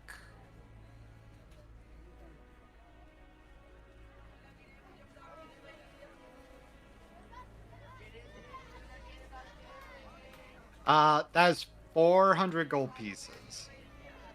400 gold pieces, and how much do we have from the marquee? 500. 500. Okay, so that would be 100 gold pieces left in mine. Yeah. Okay. And it gives you 14 armor class plus your dex modifier. But it's up to a max of 2. So if you have like a +3 in your dex, you only get +2 to your AC. To my dex, I don't have a plus. I think. Okay. Probably. So it'll Wait. be 14? I have 13 dex currently. Okay, so that's a +1. So you'll have 15 AC. 15 AC. Okay. Yeah. And if you're using a shield, you'll have 17. Okay.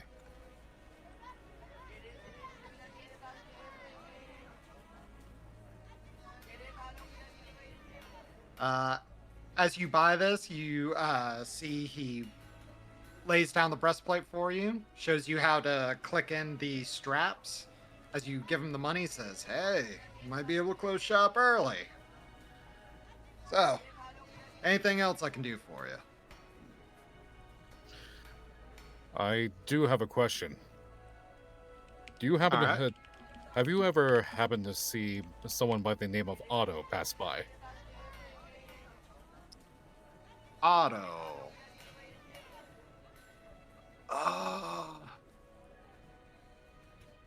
Not that I can recall. Even if I Haven't give heard him of the like a full description of like what was discussed earlier with Ingrid. As you do so, he fully shakes his head and he says, "Nah, I've never seen the guy." I see. I appreciate it regardless. Sorry about that. Friend of yours. I'm sorry? He said, "Sorry about that. Friend of yours." Like, questioning.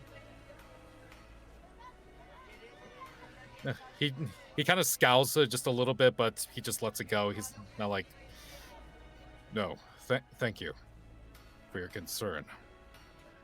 No problem. Hope you can find the guy. Me And he too. goes, puts on it. Me too. Oh, God. He goes, puts back on his gloves, starts going back to blacksmithing. Is there anything else you wanted to buy? I kind of want to now hit the other smith shop as well. See if there's anything I could procure from there. Yeah. So as you go in, you see a. This one is much more put together. It's a lot more neat.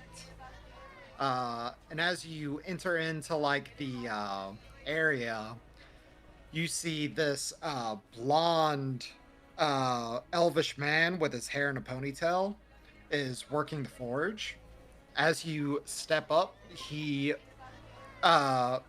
slowly dips the blade in the oil, brings it back out, wipes down the blade, and lays it down gently on the anvil. And he walks up, not a sweat, not a bead of sweat on this man's brow. And he pulls off his gloves and he says, "Welcome to the Mithril Chain. How can I help you?" May I take a look at your inventory on the wall? Please be my guest. Have a fine look around. He's All of his. also a little baffled that compared to the other guy in the other smith shop, he does not have like a lick of grease on him. It's just Oh yeah, yeah, elves. Am I right? elves. Just a tinge of really. So looking at all of this guy's inventory, very similar kind of circumstance. He doesn't really keep like a lot of the tools and things like that, but all of his gear looks very nice. Like it's all very decorative and flourished and well maintained. Whereas with him, you're very much purchasing an aesthetic versus the other guy who is straight quality. I see. So, is there anything among these weapons or tools that provide like a certain affinity towards them? Perhaps like enchantments or any added buffs? In this shop, no. Do you want to ask if there's like a shop in town that does that? No, I was just wondering about this one, but if it's more aesthetic rather than just quality, it's not really what he's looking for. Yeah. So I guess I'll also ask him about Otto as well, if he knows somebody who passed by. As you talk about Otto, give him like a description, you see he very sadly shakes his head no, and says, "I'm sorry, my friend, I haven't heard of this Otto." I see. So with a nod, he thanks him and he steps out, but now he's feeling a little more dejected. So he just steps outside of the shop, just now, I guess, cornering himself a little bit, just looking at the townsfolk and the commerce. Is there anything that he would see that would... I mean, could I do like a perception check? Yeah. All right. Let's see.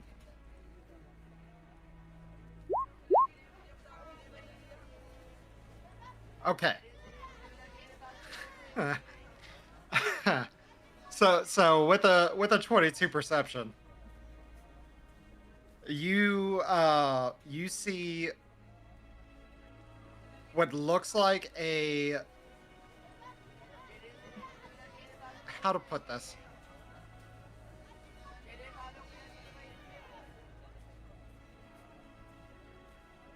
I mean, yeah, there's no way for me to put this than how it just is.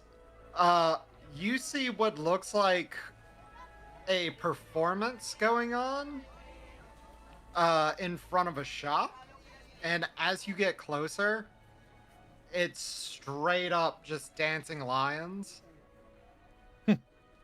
like the dancing lion dragon that's popular in like Eastern culture. And they have draped across the torso area, it just says visit hold up. Visit Heskar's Emporium. And as you look at it, it swoops up next to you, bats its eyes, looks over your shoulder, and breathes fire at the audience before going back into a dance routine.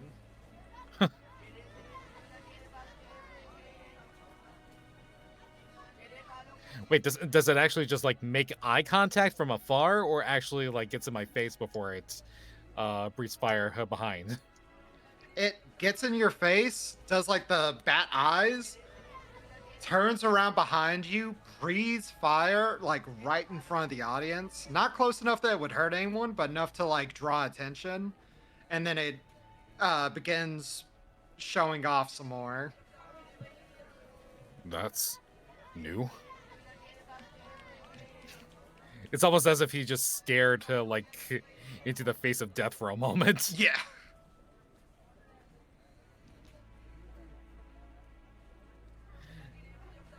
I mean, does he gain any attention from this, or like is there any eyes on him? No. All eyes are on this dancing dragon, bro. Okay, I was just wondering because it just locked eyes with me at first.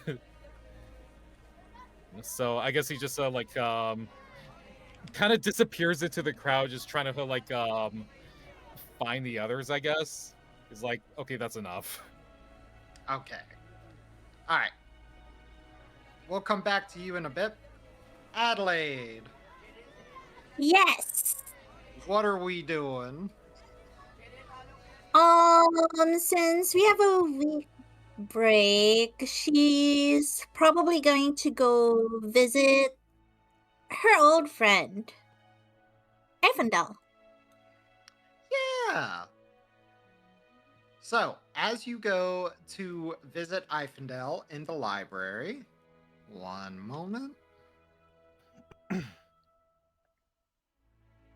So, entering into the library, the center of learning and knowledge of Windhaven, you are greeted with the quiet sight of ordered chaos. Oh boy, chaos. But it's ordered chaos. It's different. Well, ordered is boring. More chaos.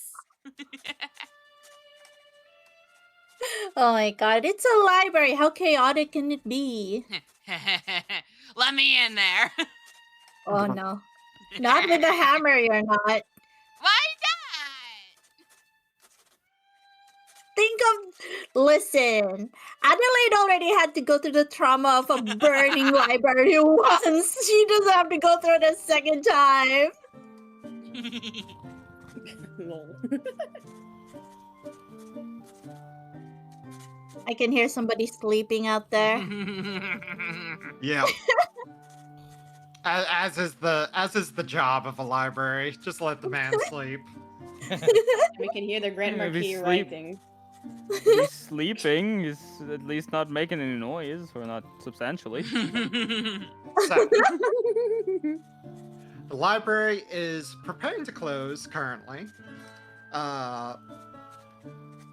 And the sound of hushed whispers, classes finishing within the building's many reading nooks, and the sound of quills quickly scrawling away on the vellum scrolls of many scholars and students alike.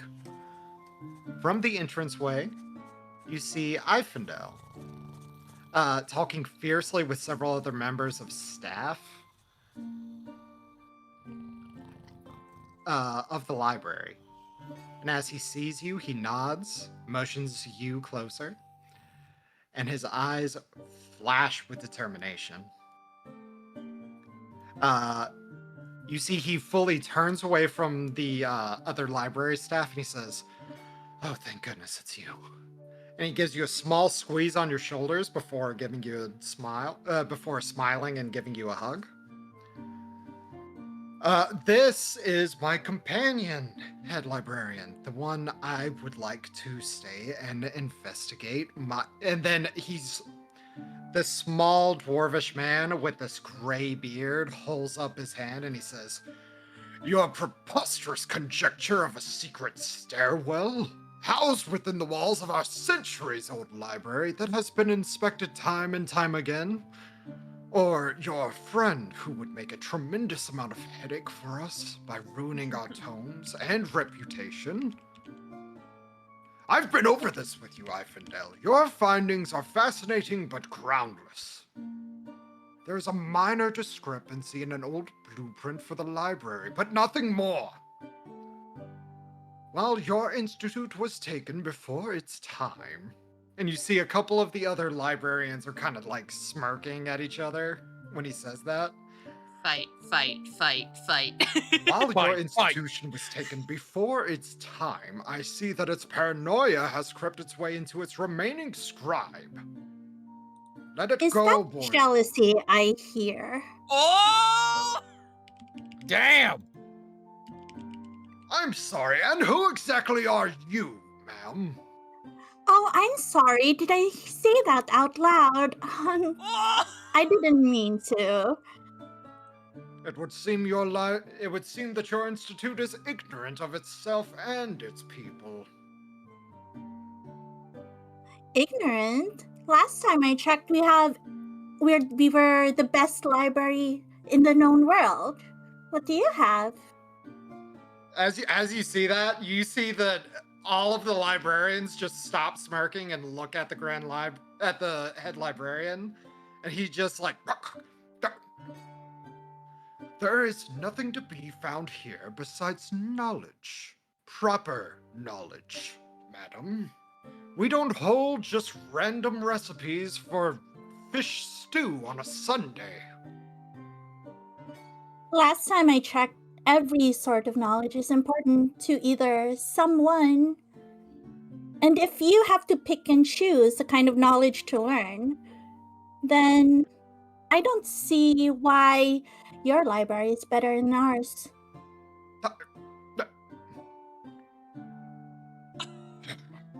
By the way, my name is Adelaide Noble. It's really nice to meet you.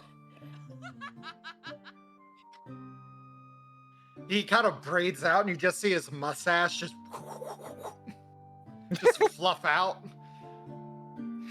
She extends a hand towards him, being as friendly as she can. She's smiling from ear to ear. You wouldn't have thought that was the kind of thing she was thinking.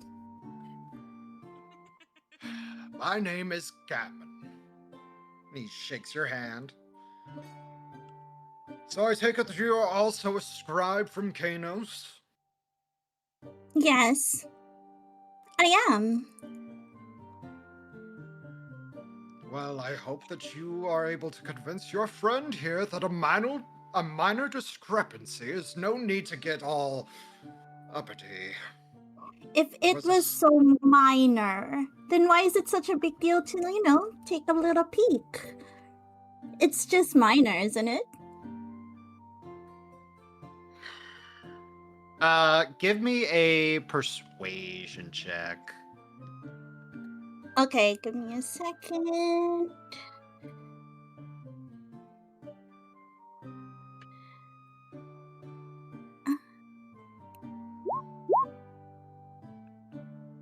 All right.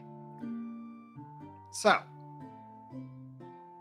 as you say that, you watch Gammon stroke his beard before he huffs again in discontent.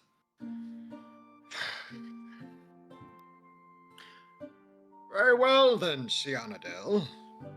I will allow your little investigation.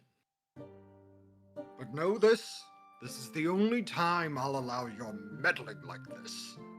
You're on thin ice with us, boyo. And as for you, Miss Adelaide... Me? What do Yes? you mean? I did absolutely nothing. Just speaking my mind, as any archivist should. Oh, an archivist now instead of just a lonely little scribe. Well, listen, archivist. Do not muck about in our shelves. And he points these thick, meaty sausage fingers at you. Do not muck about in our shelves. Do not move books around. And if anything at all is missing, Sianadel is held responsible, but I will contact the town guards. Is that understood?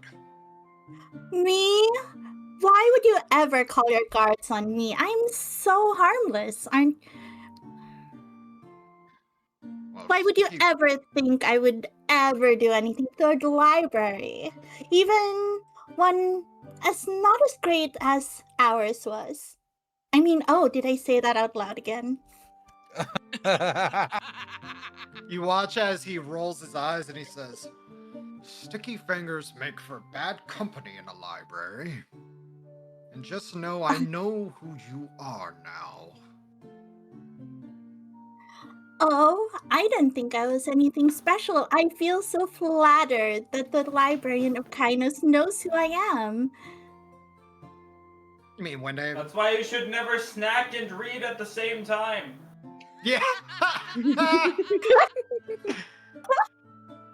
So the head librarian turns around and begins to walk away. And you She see whispers to Ifendel, I don't like him. Ifendel rolls his eyes and smiles, and he says, "Yeah, neither do I." You're very brave to still work here for a doofus like him. Oh, this is all I know. And he motions around to all of the stacks in the library. But that being Well, said, where's the rest of your friends? they're doing their own little adventures. I see. I'll let them know of our findings as soon as we can. Well, we got all night, I guess. I suppose. Did you find out anything new since last time? No, I haven't found anything. Well, nothing interesting. It's hard I trying to see. figure out where I'm looking, but I do know it should be somewhere right here.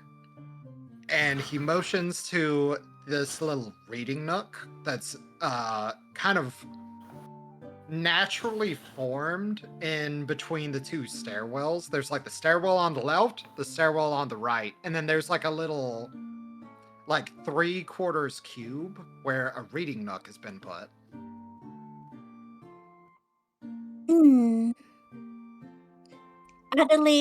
Adelaide begins like combing through the books.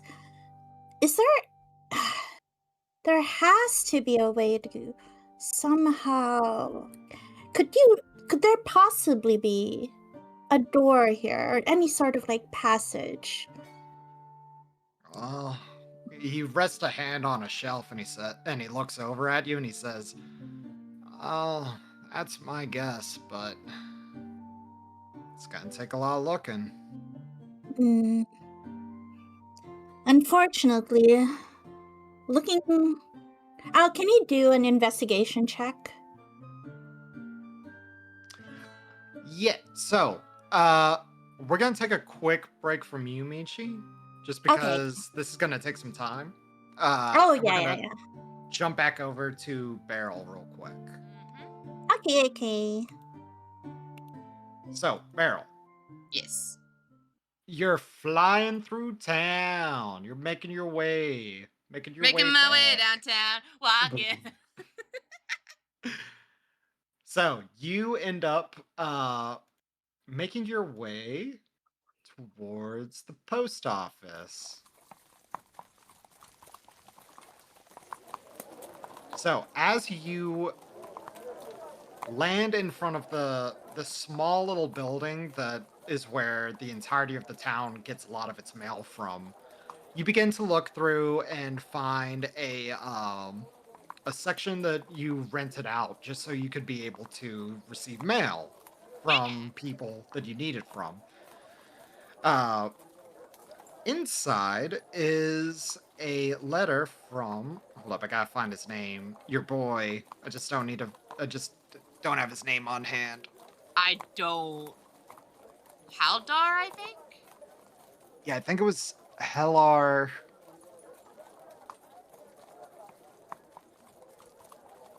I gotta go back to the session 0 notes. Hold up.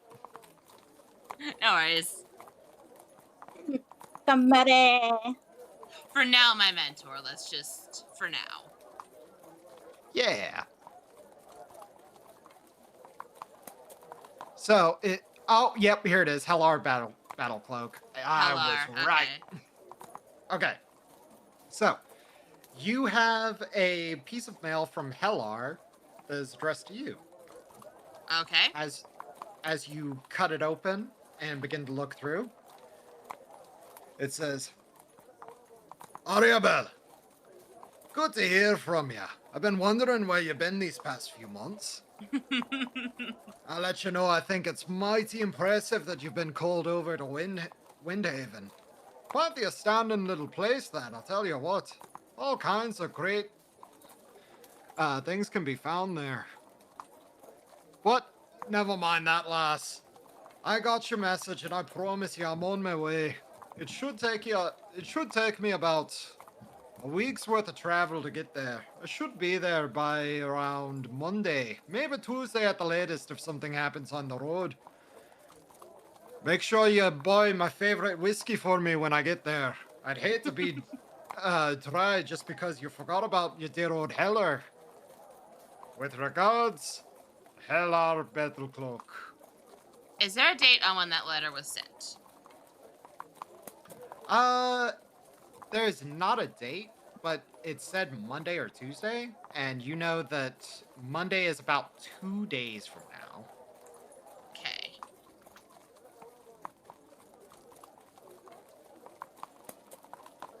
So I'm kind of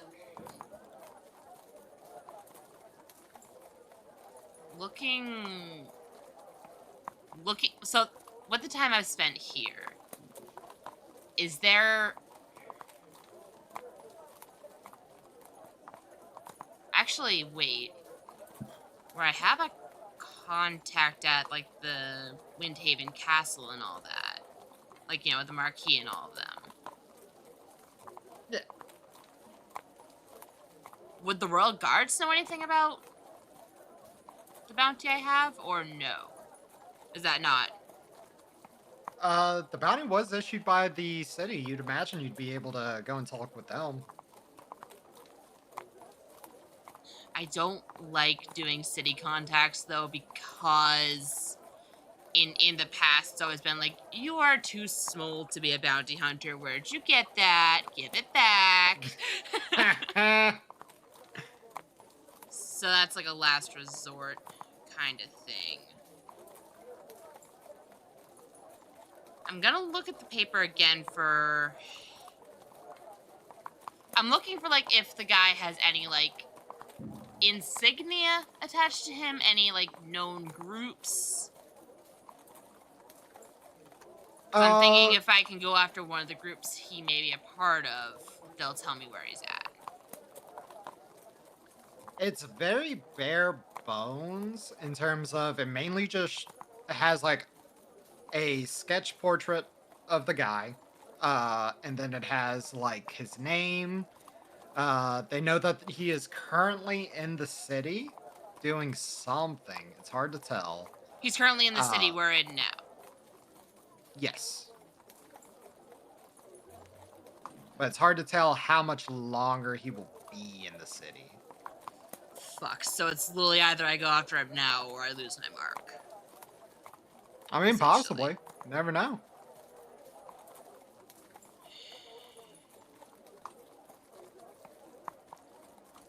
Where would the tieflings in this city live at? Well, you saw one at the tavern yesterday.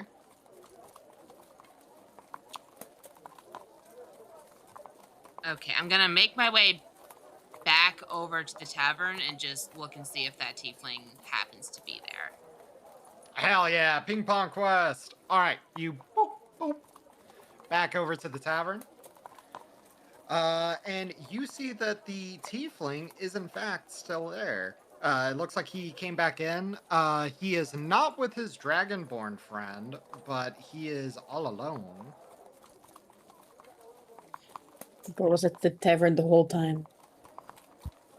It was me, Barry. I'm going to casually approach him. All right. As you walk over, you see that he is currently just talking to a number of colleagues. It looks like he's in like some carpenter attire. He seems to be nursing a flagon of ale, and as you approach, he says, "Oh, hey, good to see you. Can I help you?" Potentially. And I only say potentially because I'm kind of at a bit of a loss here, and I was wondering if you had heard about something. And I'm gonna kind of like look, not nervously at the crowd around, but like not trusting them to blab about what I'm about to say, you know? As you begin to look around at the crowd around, he says, "Hey, whoa, whoa, whoa, hold up, hold up." And he kind of sits his mug down and he leans in towards you so his coworkers doesn't hear, and he says, "Hey, I don't know. No. Oh. It's not. Oh, I apologize. I don't do that anymore." No.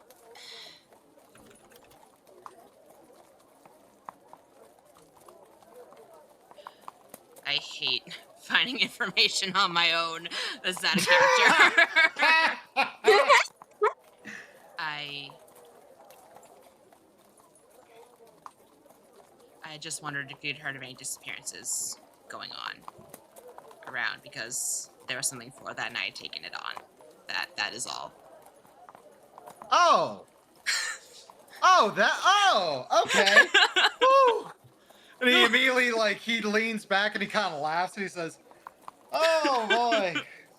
Oh, you got me scared." No. I I wasn't accusing you of anything. I promise you. No, I mean, what kind of disappearances are we talking? Oh, wait, no, the bounty, right? The guy who... Yes. I took that bounty. Yeah. I was looking for any information, and I was wondering if you had heard of anything. Yeah, I haven't... Do you know of any of the Some- families that I could talk to about it, potentially? I don't have anyone that I interact with, but there is one person. He normally tends to stay over in the... One second. He tends to nurse his wounds over at the Oaken Wheel, mainly because it is in the Stone Ring, nicer side of town. Makes sense. His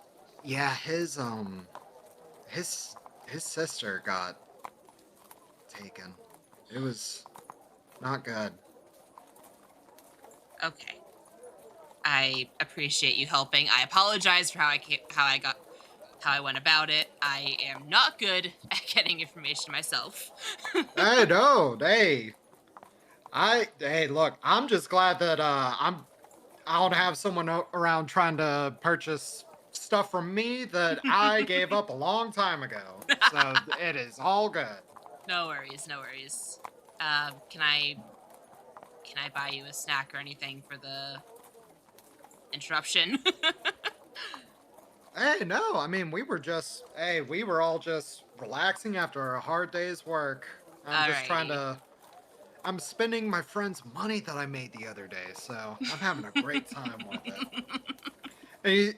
And you see one of his buddies looks over at him and he says, "Hey, that's still not cool. You should have given it back to him." But he said, "Nah, I got it fair. There's the problem, so..."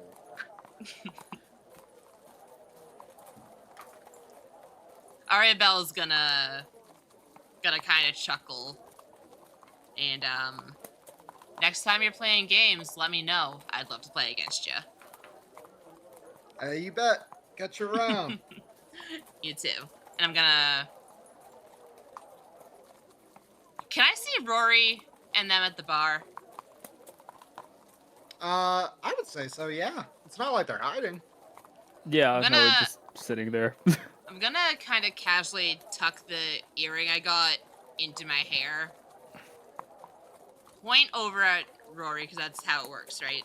I point and then I can talk? Yeah. And just say, I'll be around town.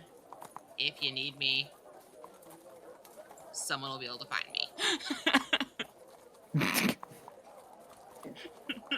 Roy, he doesn't look around. Like, he doesn't look around to see where she is. He just raises his mug and like Just approvingly. casually.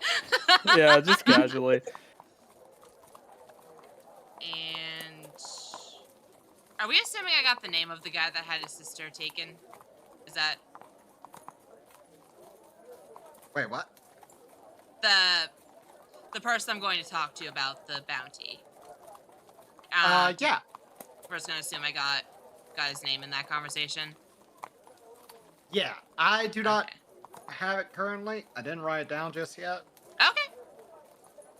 Then I'm gonna fly off and head towards the stone circle or stone ring or whatever, and Yeah. look for that pub.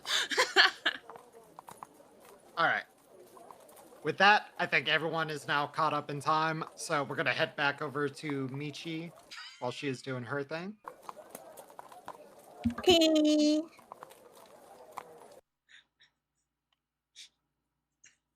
All right, so Michi, how this is gonna work?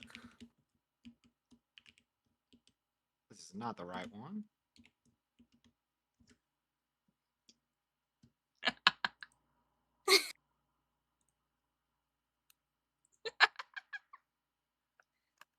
Meanwhile, Adelaide is just like talking to Ifendel. How could you even bear to talk to someone who doesn't even have the intelligence that is quarter of what our head archivist had? You know, You're very brave, Ifendel. I try my best, but you know, it's hard being out here. I feel like a stranger in a strange land because I don't have anyone here really except for I mean Me. I got you, yeah. I suppose. That's way more intense than I need right now. Like, wow, what are we doing? Intense It's- library rummaging. It sucks because I have to kill you now, Adelaide. All right, there we go. Oh my god. All right, so this is how this is going to work. So, this is going to be a team check. It's going to be you Okay. and Ifendel. Okay. So, you both have to hit a DC 20 between the both of you. Okay. So, you can use either perception. This would be comparing his findings on the blueprint to the surrounding area. It could be investigation, looking for seams in the walls and searching for hidden contraptions. It can be a survival, searching for hidden fulcrum points and obvious levers. Or it can be arcana, inspecting for points of magic that are disguised as mundane engravings and carvings in the walls. I would recommend picking whichever is your best. Would history also work? Okay. No, she Yeah. hasn't been here before. Well, I would say history would work instead of perception if you want to do that. No, maybe I'll use investigation. Okay. Since okay. All right, 15. That's very, very good. Ifendel just needs to hit a 5, and I'm fairly certain he can do that. Watch him roll up 1. and 1.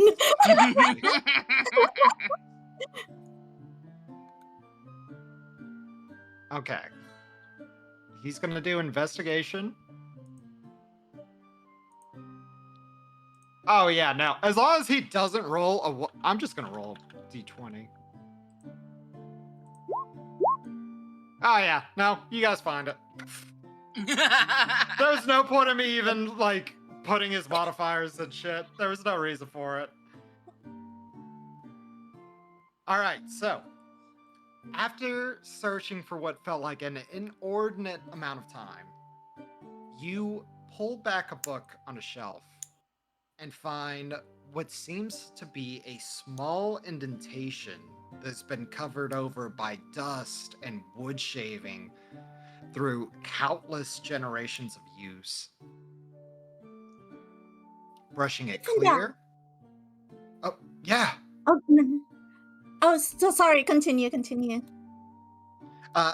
So brushing it clear, you see what appears to be the symbol of a book and quill that is indented into the wall on the left stairwell in the tiny nook that is between the two main points, directly where the missing stairwell would have been. Eifendal. Yeah. Eifendal, I think I found something. Come here. He walks over and he kind of fingers the indent. Have you ever seen anything like this before? No, I don't think so. This is incredible. She. Yep. This has to mean something if it's here. And I don't trust your head archivist. Well, it looks like we could fit something into it. Do you think we should explore? Do you think we should see what it does and try to hide it if we find something? It looks like it could need a key. But she unconsciously touched her earring. It looks like it could need a key of some sort. But I wouldn't know where I would ever find one. I mean, this library, even though it's not as big as ours was, it's still difficult. It would be like looking for a needle in a haystack still. Hold up. Yeah, I don't know. It's the shape of the archivist symbol, but Do you think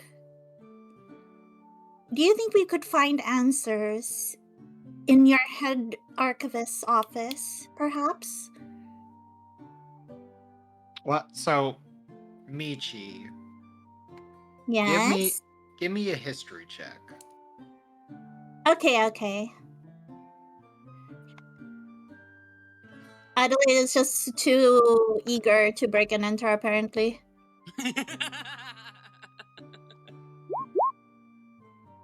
Ooh.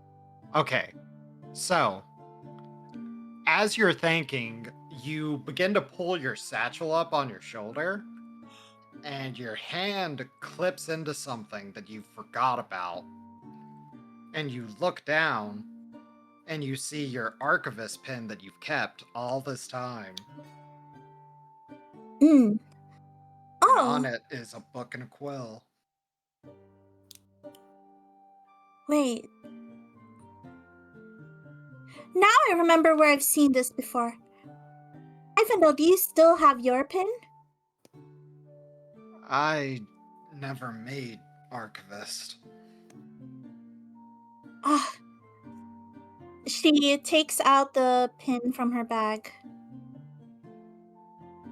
and shows it to him.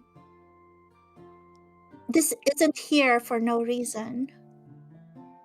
But what would the Library of Kainos have anything to do with this?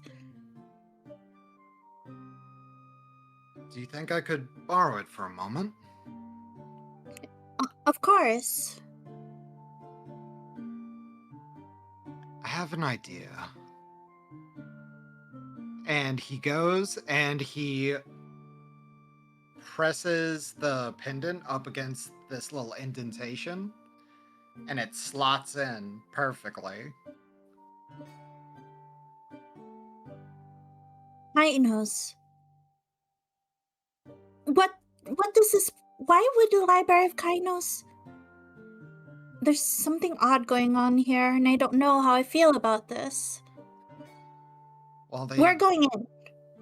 Well, they helped to make this place, so I suppose it's not. And as he begins to talk, you hear a click where your pin has been placed into the wall.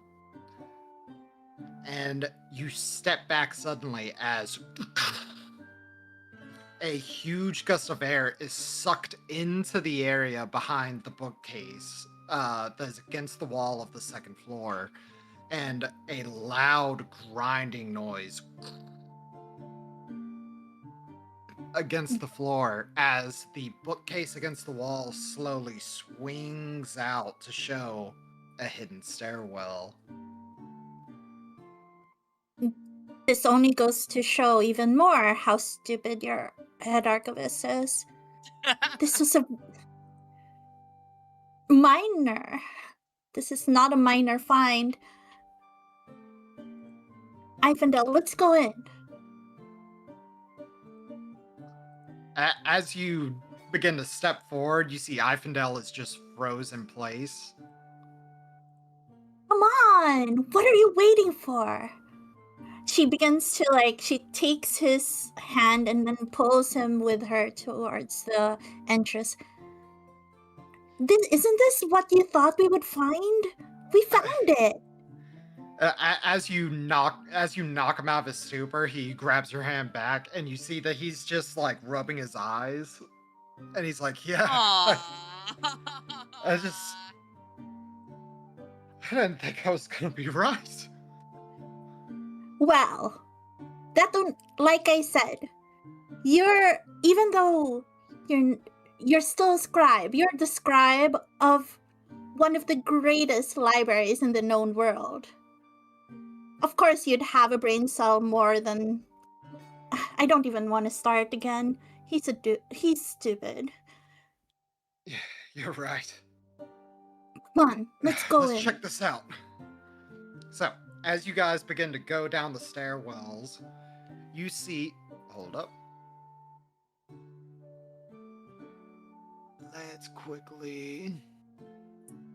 Let's get my boy. Your boy? Oh, I put them on the wrong layer. Fuck! Why do I always do this?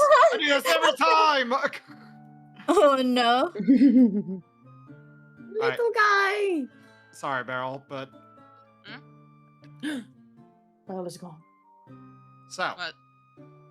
I had to yeet the Ariel is token. gone from this. She used the wrong token. Oh no. Yeah, I threw it on there thinking I need it. Going down the stairwell, you see that it opens up into a large hall filled with the stench of decay, rot, and ancient, decrepit books. Walking forward, you hear the sound of shuffling feet, a low growl, and hear movement in the darkness ahead of you. What would you like to do? Ivandel? You don't happen to have dogs in the area, do you? Dogs? We have You know, dogs. Pet He Chihuahua? starts to squeeze your hand really hard, and he's like, I don't think that's a dog, Adelaide. I mean, we've come this far. We might as well try it to see what it is. Should we not go get the others? I don't trust that head archivist with my life. I mean, your friends who carry weapons. And he looks at you like, ah! Oh, you know what? You're right. So she still has the earring, right? Yeah. You still have your earring. She tries to communicate with the rest through her earring. Okay, so, Beryl, as Yes. you are flying overhead, doing your Superman thing, Da da da da da da. you suddenly hear Adelaide's voice come through in your ear. Ariabel, Hello, guys. Anyone there? Arabelle, Arabelle. hello, yes, hi, what's up, you okay? For now, I am. Where are you? Are you with the others? I can't contact the others. The others are at the bar / exploring the town. I was after some information on something. Why, what's up? If so, you're busy. I'm gonna I kind of found something. I'm gonna quietly fold the paper up. It crinkles a little audibly and just put it in my bag. All right. Listen, I found something, but I don't think I should go. I don't think I should proceed alone. So I was hoping one of you guys can come for backup. You need someone with some weapons? I'm on my way. Is this call like all interconnected? Should be, yeah. Yeah, so it also would have picked up Cass. You imagine that the others are currently out of distance. Does okay. I don't know where the work? library is, though. So wait, you said it's out of distance, so he wouldn't be able to pick it up, or? No. You would be able to hear it, but you imagine that like Rory and Nithe are just out of range. What about Perry? Perry just out of distance as well. Okay. So, Michi, how you feeling? Yeah, I'm here. Basically, I'm gonna Wow. I'm gonna turn around in the sky and kind of just like sprint fly my way over towards the library. All right, cue the Scooby-Doo like. As you No, not even. fly. It's the like 60s Batman. Yeah. Oh my god. Adelaide. Bendek, are you there? Oh. So you hear footsteps coming a little bit closer. And you feel Ifindel just squeeze your hand so hard. He's like, hey, I think we should go up until the others get here. I think we should do that. Maybe that's a good idea. And she sprints back upstairs, trying to contact Bendek as well. Bendek! Hello, Rory. Anybody else there? Adelaide? What's wrong? Bendek. I'm at the library. I'm at the library. Do you know where it is? Can I do a perception check? Or like... Yeah. Okay. 1 second. The library is one of the tallest buildings, so it's easy to notice. Okay. Would that be the tall building somewhere in the square of town? Yes, that should be it. Are you anywhere near? I'll be there as soon as possible. Is there something that Thank happened? you. I'll explain when you get here. We're currently being chased. Well, maybe not chased yet, but I'll explain later. I'll make my way over there. I don't have my Stay main still, weapon on me. Don't alarm anything. When you said that, I was like, yes, leave the hammer. It's fine. I'm going in with my javelins anyway. You know that. I know, but I'm still like, yeah. No I'm just thinking of smashing that thing time. just like dashing through the crowds like a little pint-sized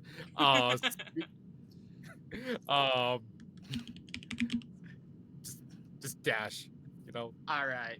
So, real quick, I'm gonna assume Rory, Nithe, are you guys gonna go with? I mean, they're out of range, so they Nitha's wouldn't asleep have on the heard bar. necessarily. Yeah, but I imagine like once you get there, you grab them up, grab Perry up. I'm just wondering who's going in the dungeon, who's not. I mean, go in the- if I'm getting notified, I don't know about Nithe because I think Nithe is probably drunk, but It's a good thing we got a paladin. Nita is asleep on the counter, but you could wake her up. Yeah.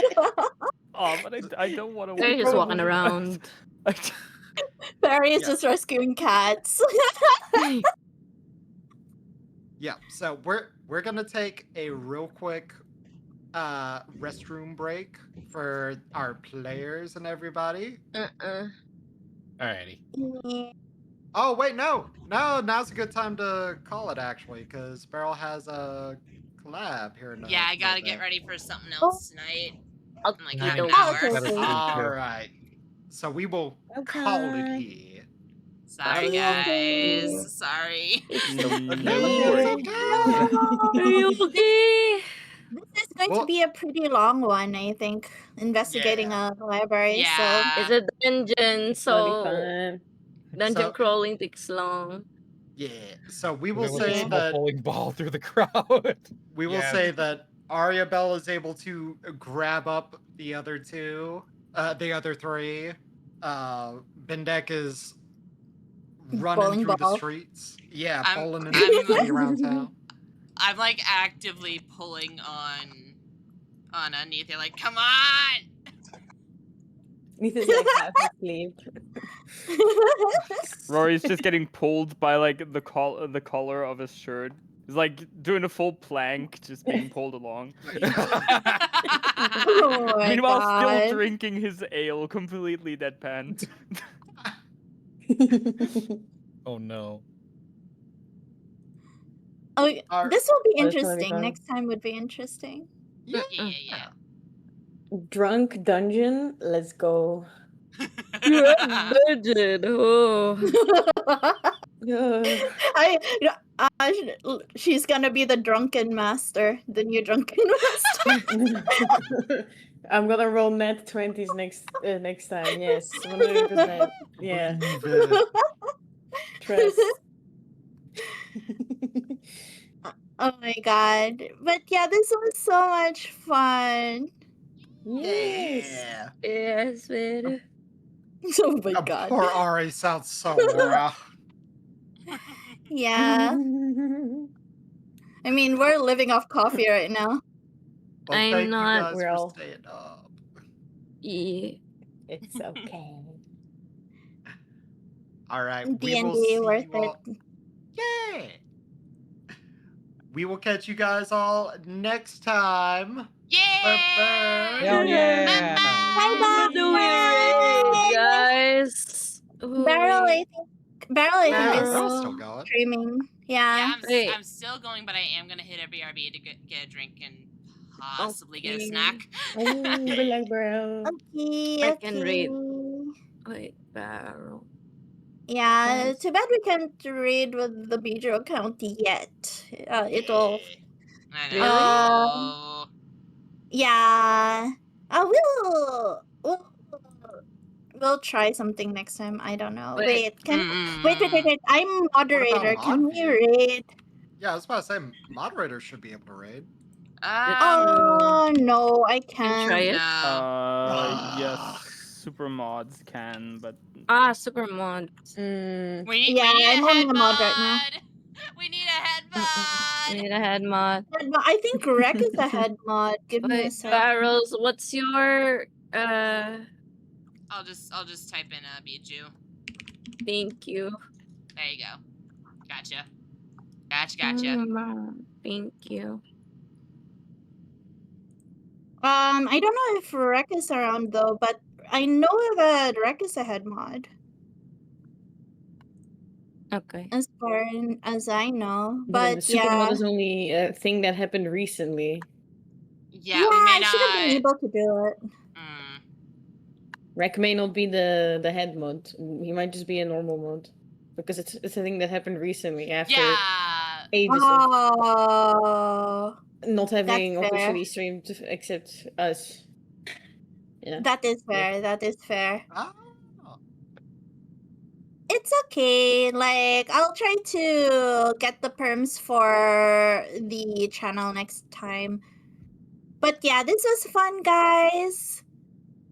This is it. Thank you for having us, Fine. Harvey. Yee. Yeah, Yay. thank you. Great. Thank Great you. job as Thank always, you. Orphe. I'm glad you guys had fun. We really did. Yay. I love doing a Yeah, little secret shit in D&D. I mean, what? secret rooms. Let's go. Like Let's literally, let's go. Secret tunnel. Secret Secret tunnel. tunnel. Library.